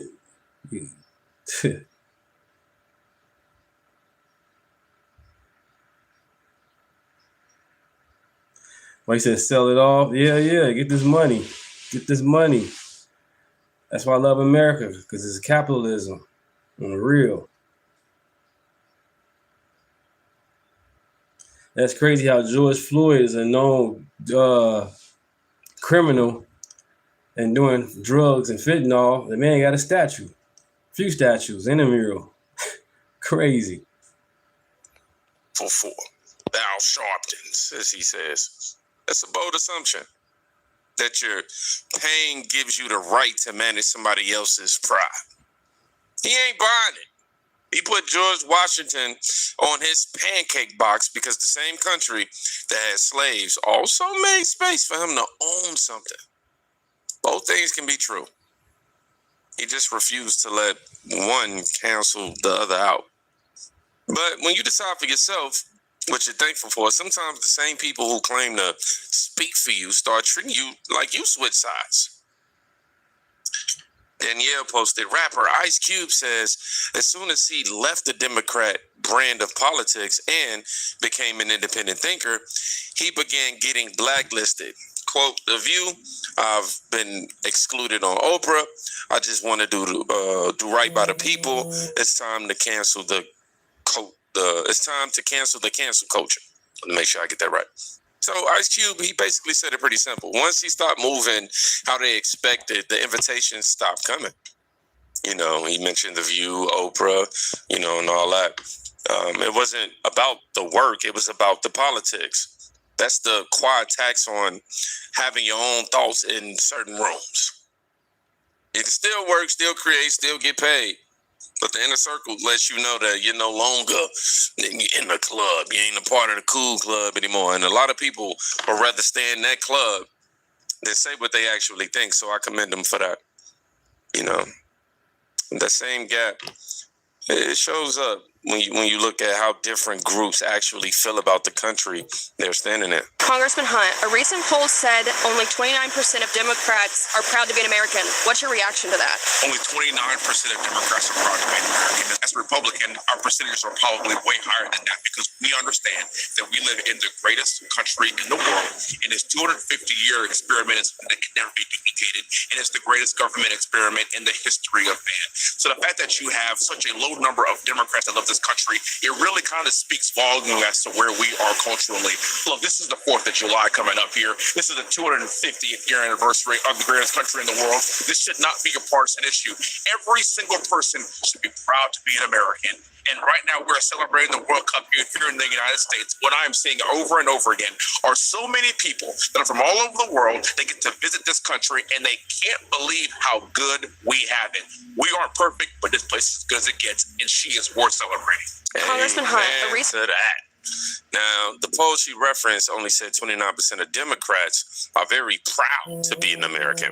You know, that number is not random, right? It tells you the story being sold about this place ain't landing the same with everybody. Some people been hearing for years that the country is defined by its worst chapters and nothing else at all. So who was the guy? Meanwhile, the ones who actually turn nothing into something here tend to see the full picture. You know, the flaws and the door that's still open wide enough, you know, for them to walk through. And then you got people who want to decide what other black men, yes, are allowed to do with success that they already earned. I don't like it. Let's just start there. I think it's whack. And these other names, how about? I think it's whack for all of y'all. Ja Rule, Buster, 50, Timberland. I think it's trash. I think it's whack. I think it's trash. And I know y'all don't need the money. So congratulations, Michael. The reason y'all are doing this is because you want the business relationships and you see these business opportunities for yourself. So you don't think in some cases it's just grab a bag? I don't think it's just grab a bag at a private But $500 for an easy private performance. It's not it's $500 membership for the club. Well, light aside, we don't know. I don't know what they're getting paid. But yeah, okay, maybe it is. Baby chihuahuas last but night. A lot of these dudes, even when you see, who do we see? Congratulations, Ivanka Trump and Hove and B, and they were sitting at the fundraiser table, right? Like it's all just big money. It doesn't mean that 50's vote. First of all, I don't even know if 50's ever voted. So as much as he's chimed in on politics, do we know if he's actually ever cast a vote? No, he's never endorsed anyone. And right? 50 would not be progressive, by the way. I'm not saying he would. I'm just saying for people to be surprised. Well, I see what he's getting at. Like Denzel Washington, a lot of these actors that's quiet when it comes to voting. You don't know who they vote for. I don't know who Denzel Washington vote for. I'm pretty sure it'd be conservative. That's how he portrays to be conservative. That's a good thing. But now these actors out here, they tell you everything about themselves. Sidney Poitier, Bill Cosby, Wesley Snipes. Who else?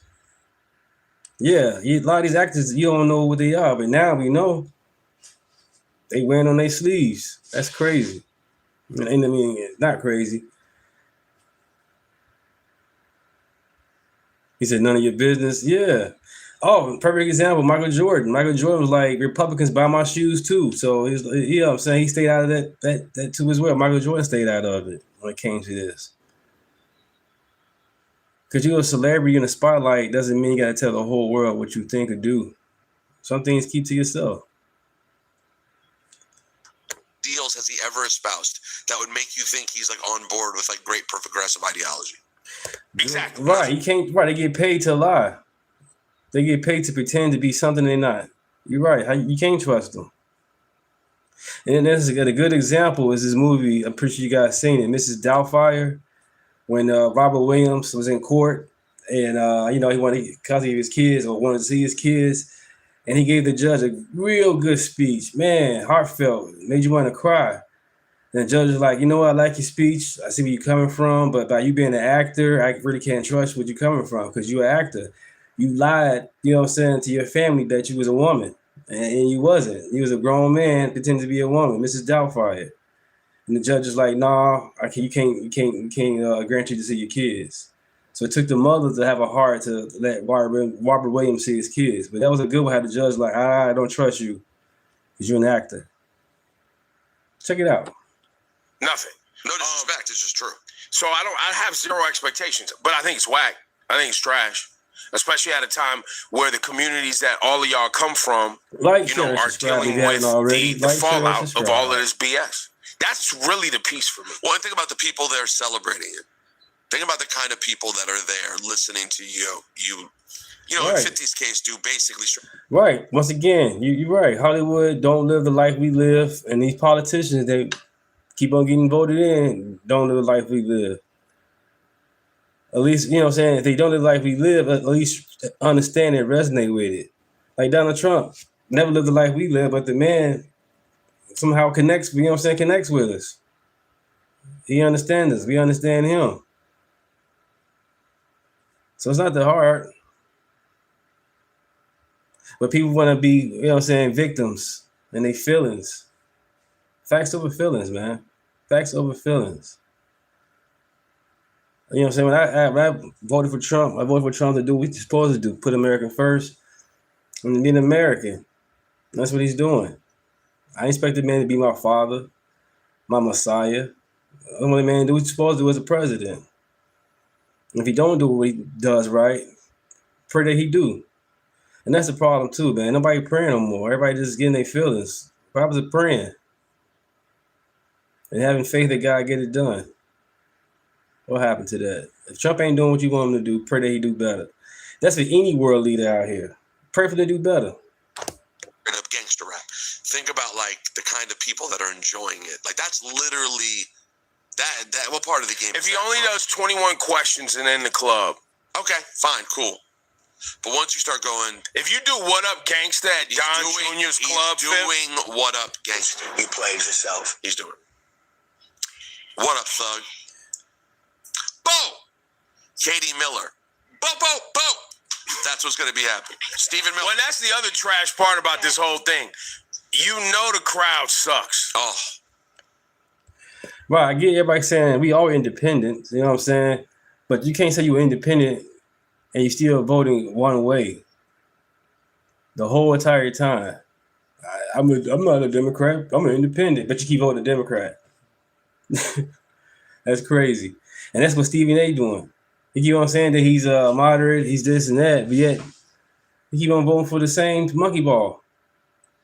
He said he voted for Kamala Harris, and Kamala Harris said she had nothing to change. She had no policy. And if she had a policy, she'd piggyback off Trump every now and then. Crazy. So you're going to vote for somebody with no policy. And their whole policy is orange man bad. That's not a policy.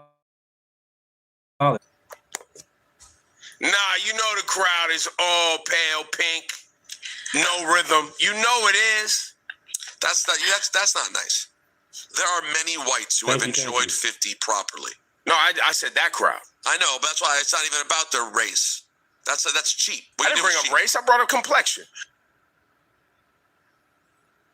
Wow. So he broke.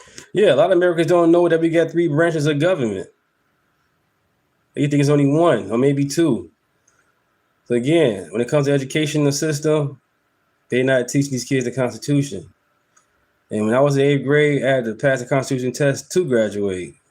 Besides, that's my regular curriculum. You had to pass the Constitution to graduate. What happened? Is the Constitution being taught anymore? I guess not. They were about this damn pronouns, him, them, days, and the damn pride flag. They ain't teaching these kids about the Constitution. It's obvious. 3 branches of government, man. I don't think they even teaching the kids about the map. They probably can't point to Iran on the map. They probably can't even point to Mississippi River on the map. These kids' education system is fucked. Got a problem with 50. Then Ja Rule, they performing at the same event. He mentioned Busta Rhymes and Timberland performing at a Trump Jr. event. He called it. He said the media, whack. Right? Just whack. But these are. That's a good one, good citizen. Legislative, judicial, and executive. Add the 4th one, the media. Yeah, that's what's going on. Yeah. Grown men who built careers on stages nobody handed them. The idea that certain rooms are now off limits because of, who else might be, intimate strange. It's strange kind of gatekeeping, in my opinion, right? Especially when the same energy don't always apply when the faces or the politics are different. Well, for me, I'm 43 years old. I'm a class of 2001 from high school when I graduated. So it's again, 97. I guess after 97, I don't know when they stopped doing a constitutional test because that was a good thing to have. Success doesn't come with a permission slip from the comment section. Now, on the other side of that, you got somebody who ain't waiting on nobody. I mean, absolutely nobody's approval to say what she sees. Listen to me when I say, y'all could never, and by never, make me hate Donald Trump. He is the best president we ever motherfucking had. I don't give a fuck what one of y'all motherfuckers say. So let me tell you about Donald Trump. This is what I like about him. He ain't sneaky. He gonna do shit in your face, and he gonna say the shit in your face. He ain't gonna sit here and say what he not gonna do and what he is gonna do and don't do. I knew it was the ignorant ass niggas that was gonna jump out here. He don't like black people. He don't like black people. You got niggas in here killing niggas over bitches, killing niggas over money, killing niggas over jealousy, and Donald Trump don't like black people. Get the fuck out of here. Right. Now, you don't like yourself. You don't like black people. Chicago, Detroit, Cali, all these black deaths going on, black on black crime. Really? Good one on this one. Good one. She said Trump is the best president we ever had, and you can't make her hate him. Not because somebody told her to say it, because she watched how he moves. Direct, no filter, no translator, no hidden agenda language, right? Now, whether you agree or not, that kind of plain talk cuts through the performance a lot of people are used to. Some people respect the lack of games more than they respect the polished version. And then there's what happens when the basic story of the country it just ain't getting passed down at all. How are you celebrating the 4th of July? Going down the beach with my friends. I'm going camping for the first time in my life, and I'm What up, honestly Pat? terrified. And drunk and probably lighting fireworks. Drunk while you're lighting fireworks? Of course. Is that a good idea? 100%. Why do we celebrate the 4th of July? I honestly couldn't answer that. Damn. Actually, not sure. We celebrate the birthday of America. To be lit and enjoy life. That didn't used to be a trick question. How old is America turning this year?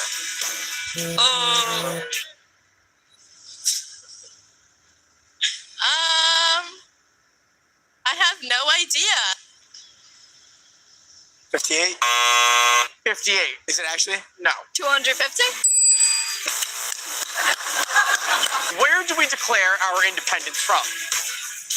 Explain that a little bit further. What do you mean by where? Damn. The United States. Great Britain. Mozambique, Africa. You're kidding, right? What was the name of the war in which we fought for our independence? Civil War. The Civil War. Yeah. No. Oh God.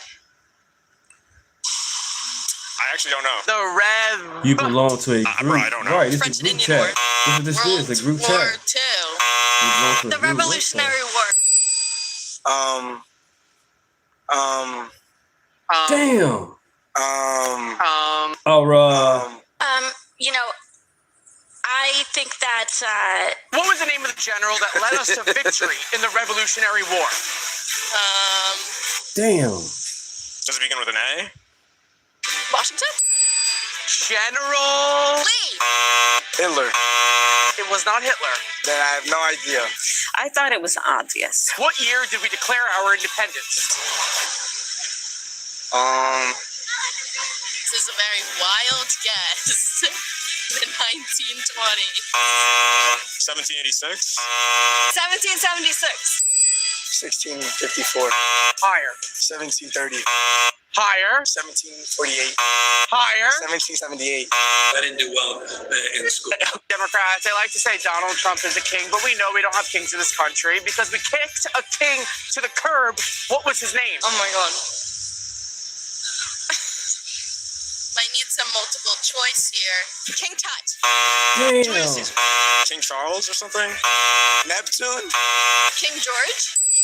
First time I've ever seen anyone get all questions right.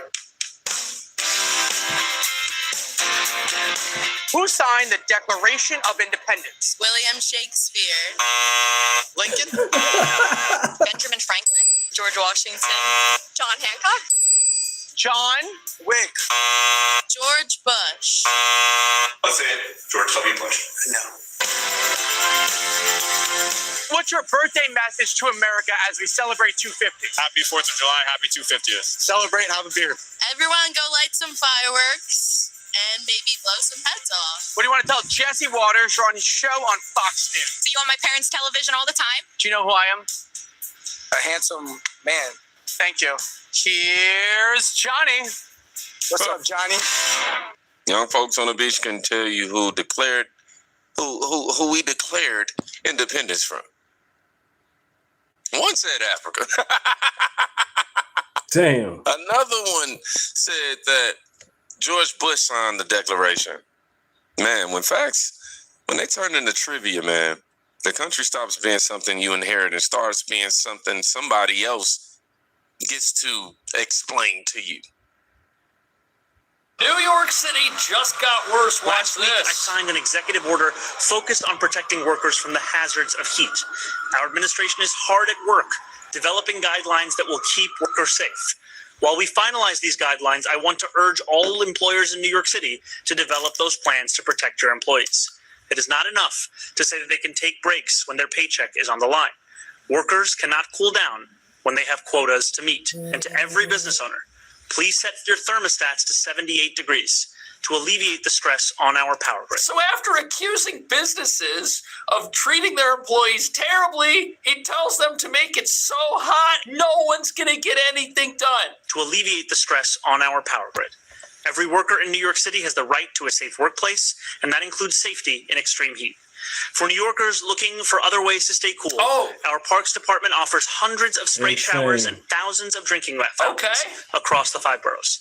They also maintain about 50 free outdoor swimming pools with general hours of operation between 11 a.m. and 7 p.m. And during the heat emergency, Olympic and intermediate-sized pools will be open until 8 p.m. Unless you're one of the people living in Mayor Mamdani's city-run slumlord apartments. Watch this. And for the second year in a row, residents in Red Hook, Brooklyn are without a pool for weeks. This is by one of the largest city-run housing developments. Away from the empty Red Hook pool as families wait for updates on when it will open for the season. I call us the forgotten corner of Brooklyn. So who's saying New York is doing good? The last 2 days, somebody was in the chat was saying that New York is doing good and Mamdani is the man. Because every time I show a video, New York is complaining and pissed off like Chicago is. And Cali. Voters' remorse. I'm saying it right. Mom of 3 Leslie DeMayo says other Brooklyn pools are not an option. We're already really far out, so making those trips, especially with 3 kids, I don't drive, so I would have to take the bus. City pools opened on Saturday, except in Red Hook, which is facing mechanical issues for the second year in a row. A spokesperson for the Parks Department said during preparations for the season, quote, the filter plant beneath the pool flooded, resulting in damage to motors and other equipment. As soon as we became aware of the issue on June 25th, we immediately worked to drain and dry the area to minimize damage. So the pool equipment, and look at who has to bear the brunt of these stupid policies that have bankrupted our city. Sad to say that this is something that we're used to. Last summer, a water line ruptured while they were filling it. It didn't reopen until mid-August. Lifelong resident of Red Hook Houses West, Janet Andrews, hides in the shade with a small fan. 6,000 residents out here in this development. And for the kids not to have a pool, it's unexcusable when y'all had enough time, a whole year. Right. The pool opened 90 years ago this year, and the Parks Department plans to undertake a major $122 million renovation project for the pool and rec center. But construction is only set to begin in 2028. Oh, great. So maybe then the pool will open for the 6,000 residents that are living in city-run housing in Red Hook, Brooklyn. But wait till you see what the communists have planned to cool down the city. Look at this. The Javits Center, one of the biggest buildings in town, is going to be an official cooling center. Look at this place. Look at how high those ceilings are. Look at that glass roof. Look at how empty it is. This is going to be a cooling center. They're going to have the AC rocking in this massive building, paid for by your tax dollars, so that you can go into some of these little rooms and walk around in here and hang out. Why? Because this is collectivism in action. You can't cool your own home. You got to come to us if you want to have AC. New Yorkers who want to have the most up-to-date information of where each and every cooling center will be available to go to nyc.gov/beattheheat. Yeah. Whether it's tomorrow or it's Saturday or it's Sunday, there will be more than 200 cooling centers available. Right. And for the first time, we are going to have not only these cooling centers in fixed physical locations, but also buses that will serve as cooling centers, as well as vans that will transport people to cooling centers. And also, most importantly, checking in on older adults. Communists are stealing the electricity. The communists are jacking up the power grid. Hi, Mr. Mayor. 2 questions for you. The first one being, obviously, this is a extremely busy time in New York City with the World Cup and 4th of July. How much of that is that emphasis is being put on this safety plan? And then sort of jumping off of this, it's slightly off topic. What does that even mean? Multiple outlets are confirming that Taylor Swift's wedding is happening at MSG this Thursday and What Friday. temperature's Anything their you can share AC on that? gonna be? And to that point, should New Yorkers be aware of street closures that we saw during the Knicks games and watch parties and those types of things? My recommendation to all New Yorkers is to stay inside and stay cool. And if you happen to be getting married at Madison. So, hey, hard right. You say you live in New York. So when it comes to me playing these videos of Cash Jordan, is he accurate what he's talking about? Square Garden, you will be staying inside and you will be staying cool. What temperature you think that wedding's going to be? You think Taylor Swift is going to be 78 degrees and all of her elitist guests, you think they're going to be suffering in Madison Square Garden while you in your own home aren't allowed to turn the AC up past 78 degrees? My bad, And for those who want to keep cool with a fire hydrant. My bad. I saw in my bad. North Carolina. Okay, so you don't live in New York. Never mind. Anyone 18 or older can obtain a free city-approved fire hydrant spray cap from their local Bathing on the street. So New York's got beaches. New York's got all this infrastructure. New York's got all these things that are there and are ready to help you. But there's a problem. The subway doesn't The heat work. is already taking a toll underground at the Columbus Circle subway station. It's very hot. Ridiculously hot. So hot. Feels like I'm in the kitchen with a lot of ovens. It's hot down like there. Millions of subway riders, Nacho El Chingon has no choice but to ride the trains. How are you dealing with the heat? Drinking fluids. And the train, watch this. The MTA assured riders the AC systems on the trains were checked in the spring and are functioning. They've been rechecked and rechecked to make sure they hold up during this period of great heat. There's a lot of attention also being paid to the tracks in the subway system, particularly in the commuter rail system, so that the tracks don't go out of line. So the tracks can go out of line when it gets too hot. In the biggest transportation system in America, they have no answer for this. If it's too cold, things don't work. If it's too hot, things don't work. And you're going to need a train to get to these pools and all this stuff that they're doing. And it was the water keeping people cool at the Marcus Garvey pool in East Harlem that has extended its hours due to the heat wave. Glad their We pool needed the works. The beach wasn't doing enough. This is real nice for everyone to be outside. A few blocks away, Look at the this. mist from a hydrant was the only way to stay cool. The mayor said to do this. Place right here. You've been doing it for how long? For over 30 years. Officials say it's been more than a decade since the city saw heat like this. If the forecast holds, this could be the hottest 4th of July since 2010. Whether it's a pool, hydrant, or air conditioning. This is what you get in New York City. You pay the highest taxes in the entire country to bathe in a fire hydrant on the street that you can't even get to because the subway might not be working. And this is why this is happening. Mayor Mamdani has shown us the reality of big government socialism's inability to solve problems. Yes, he has. Telling people to set their AC at 78 is an open admission of the failure of these policies because we don't have any electricity. There's not enough electricity for people to have their home the temperature they want. That is failure. That's not saving the environment. That's stupidity. And then he goes on. Taylor Swift getting married this weekend. Does anyone think Madison Square Garden, that massive building, is going to be 78 degrees for their wedding? Absolutely not. Big government socialism always takes care of the well-connected while causing pain and deprivation for normal, everyday people who live in city-run apartments near a public pool that for the second year in a row is not open when they need it. And Hudson 4443. So go ride and actually check. look at this. New York City had a nuclear power plant they could have operated called Indian Point. It closed down in 2021. Wow, look at that.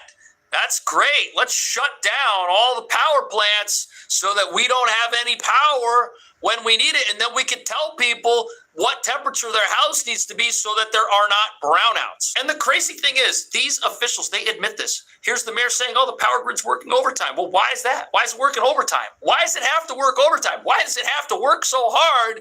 Why is it going to run out of energy when the ability to have unlimited energy exists? This is stupid. And I think it's a good example to set for the city at large. And I've been in New York, and it's crazy how, in New York, they get all their trash in front of the buildings. That's crazy. You be piles and piles of trash in front of the building. Amazing. And they rats are big. I'm in New York years ago. Me and my ex-wife, we had went during the Special Olympics was going on years ago. Got a chance to see Robert Robinson, Times Square, and all that. New York is really big, especially Manhattan. And Central Park is nice. A lot of vendors on every corner. Good piece of good hot dogs. I gotta give you guys that. But to me, I love Chicago food better. So New York peace is okay, but once again, I like Chicago's better. Comes to these temperatures are extraordinary temperatures. Yes, we are proud to be hosting World Cup matches. I think France and Sweden is kicking off shortly. And we are proud to have sail forth 250 as well as celebrate the 250th anniversary of our nation. And we also know that even if this were just any other year, to be breaking into triple digits over the course of these many next days, it is of immense concern, given that too often the heat is something that is underestimated. But it shouldn't be. New York does not have to have problems with its power grid and threaten its residents with blackouts if it would just do things a little bit differently. They have gone on this crazy crusade for all green energy, even though most of New York's energy now comes from fossil fuels, if you can believe that. But the city also has some of the highest rates for electricity in the entire country. You are paying double for electricity in New York than you are in other parts of the country, like Florida, for example, which is why people are leaving. So we're on Mondani making his socialist dreams a reality in New York City. Mondani locking in the 11th hour deal on his record $126 billion budget that delivers government handouts, puts the city on the verge of a fiscal crisis, and gives nothing, nada niente, to law enforcement. Yeah, while people are suffering These in past their months have shown us anything.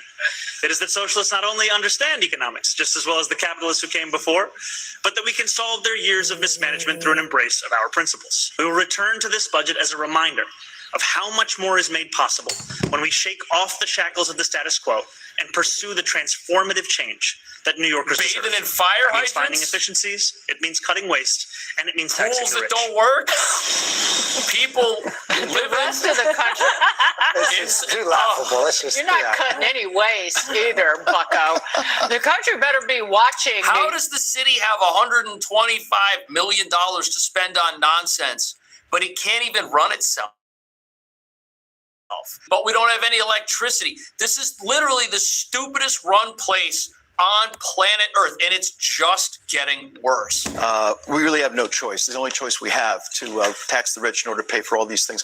He had multiple choices, which is he could have frozen spending. He could have taken the previous year's budget was $116 billion, left it there. Not giving himself a raise. Not give himself a raise. But said, all right, we're just going to keep up with inflation. That would have been $119 billion or so. Boy. Even that would have been higher than the $117 billion budget for the entire state of Florida. But instead, what Mondani did is say, okay, let's go all the way up to $126 billion. That's an 8.6% increase in spending, roughly 3 times the rate of inflation, a big spending spree.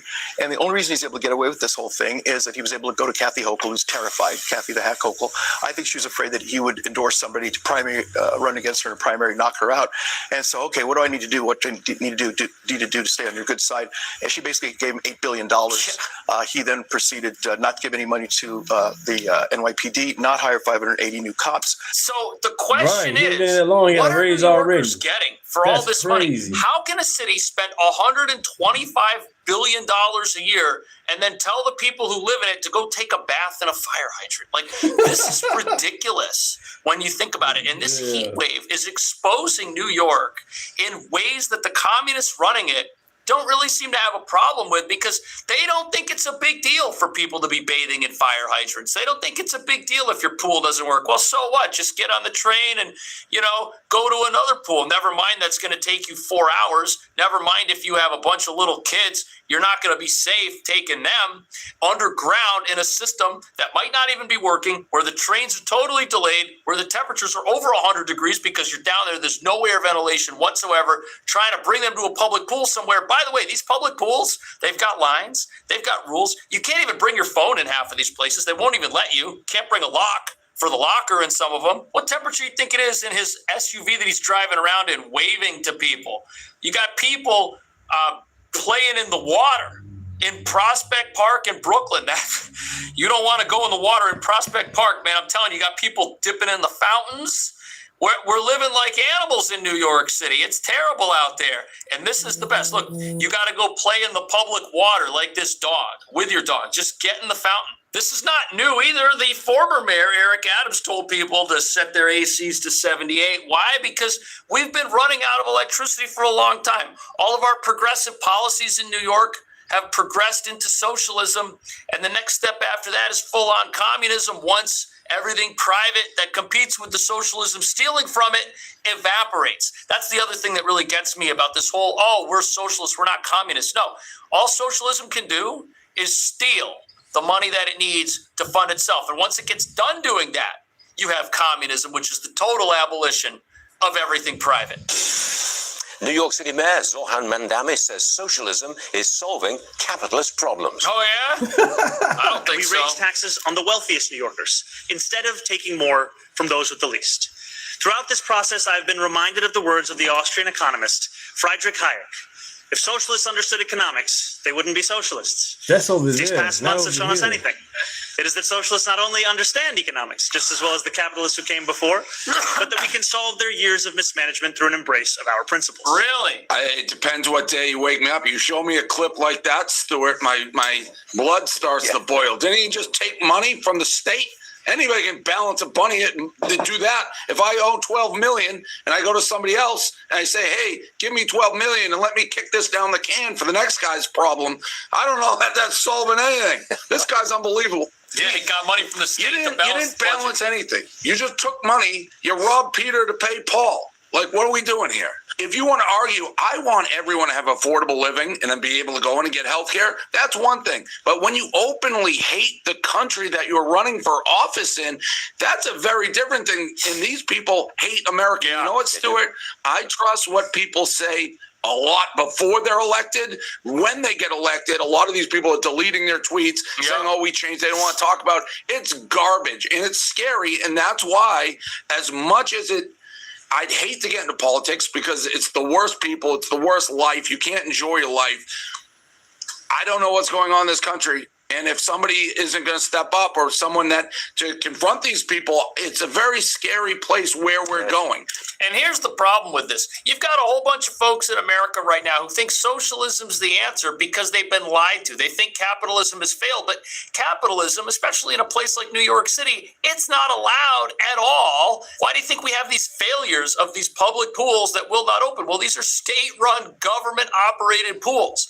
They don't work. Just like the government-run grocery stores aren't going to work. Just like the government-run housing that the 6,000 residents who live near the government-run pool, just like their housing doesn't work, right? None of this stuff is working. None of it's capitalism. If we had privately run pools, those would be open. Just like privately run apartments get fixed and get maintained. And are the rents high in New York right now? $5,000 average rents? Absolutely. But that's not because of capitalism. That's because capitalism's not allowed to exceed. You're not allowed to get in on this market. There's a market right now where people are charging $5,000 a month to rent terrible, small apartments. Capitalists want access to that market.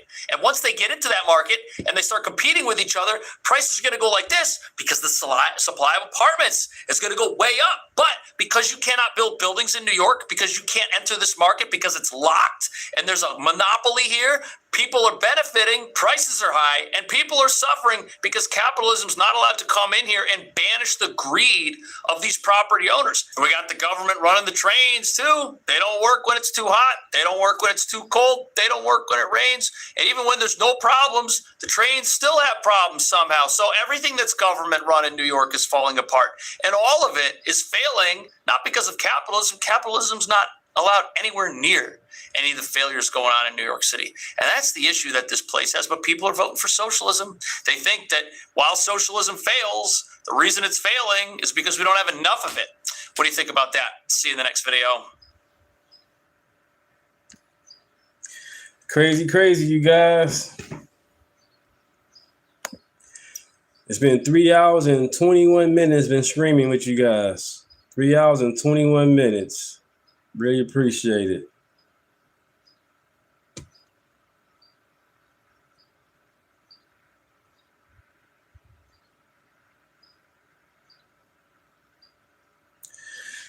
Well, guys, it's been 3 hours. And like I say, 3 hours and 22 minutes. Time for me to get something to eat. I'll be back for you guys. I really appreciate you guys. You guys are a blessing. Thank you. Like, share, and subscribe.